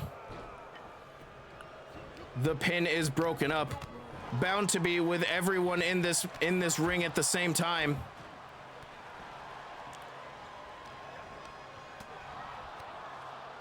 Violet now. Look at this. Single leg lift. Looking for a back body drop, and he hits it. Salem was just completely taken out there. And now White climbing the cage. This can't be a good idea. Body slam there from Black to Nix. Salem is motionless in the middle of the ring. That might be White's target. White all the way at the top. There's a splash from the top of the cage.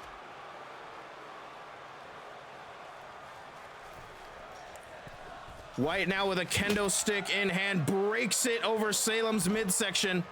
That same midsection that White just hit a splash on. Going for a kick, but Salem reverses.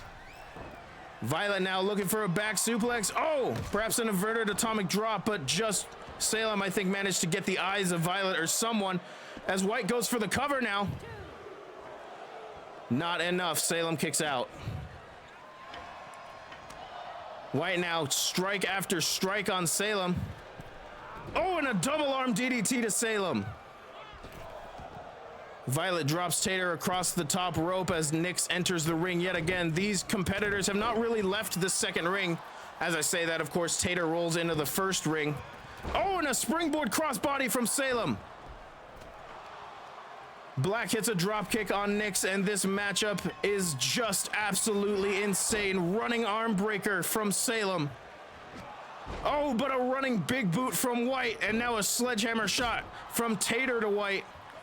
Black back to his feet, though, targeting Salem, looking perhaps for a reverse neck breaker.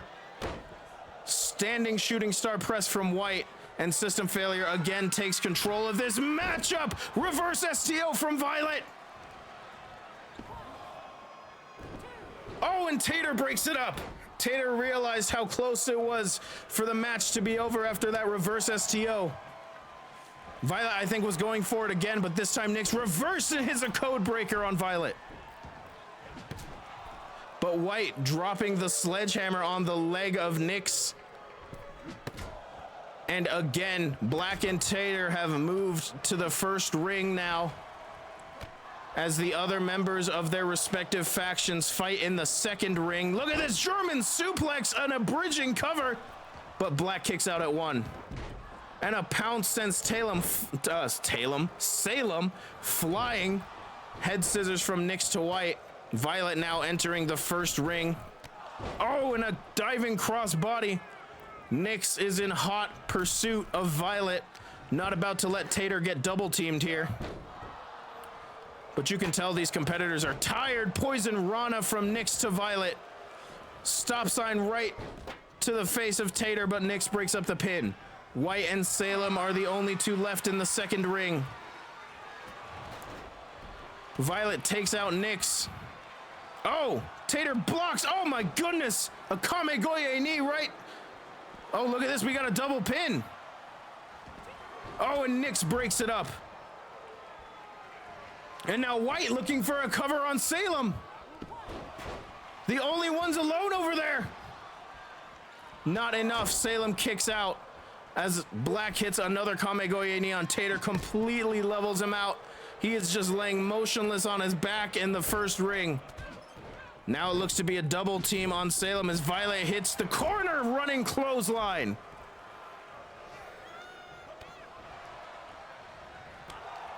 Violet going for a cover on Tater. I don't know how wise that is, especially with Nix right there to break it up. But White and Black are doing a number on Salem over here. Black perhaps thinking a dive off the top of the cage here. And now the New Pearl Order perhaps using the numbers game to their advantage against Violet in the first ring. White sends Salem into the ropes, followed by a big boot. And again, Black looks to climb the cage, but I don't think Black and White are in sync with what they want to do here. As New Pearl Order still looking to take advantage of the numbers game against Violet. This might be one of their best paths to winning this matchup. Which 2v1 will conquer first? And look at this, Tater pins Violet. Is it enough? No, Violet kicks out. Black standing on the top of the cage on the right side, going for a splash, but Salem moved out of the way. Running knee to the face. Nyx cover on White, but White kicks out at 1. Black going for a kick, did not hit. Salem sent into the corner, and that leg lariat that Black is known for, followed by a standing shooting star press as Violet pins Nyx now. Oh my God, system failure 1.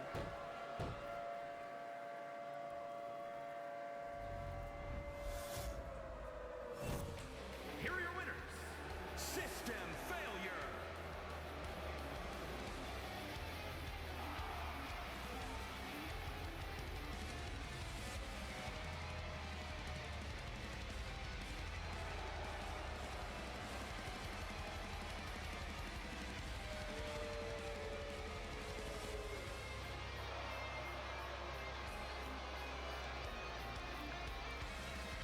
System failure has won this matchup.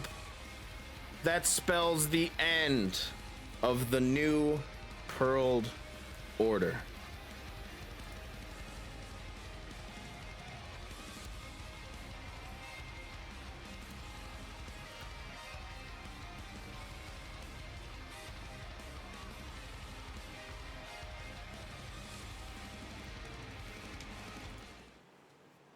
Ladies and gentlemen, I don't know what to say.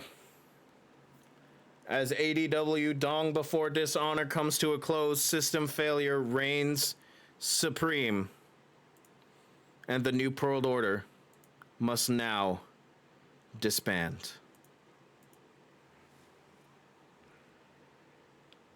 Ladies and gentlemen, all I can say is what an event we had tonight. That is the end of Dong Before Dishonor. And now we move forward as much as we can and look towards our next event.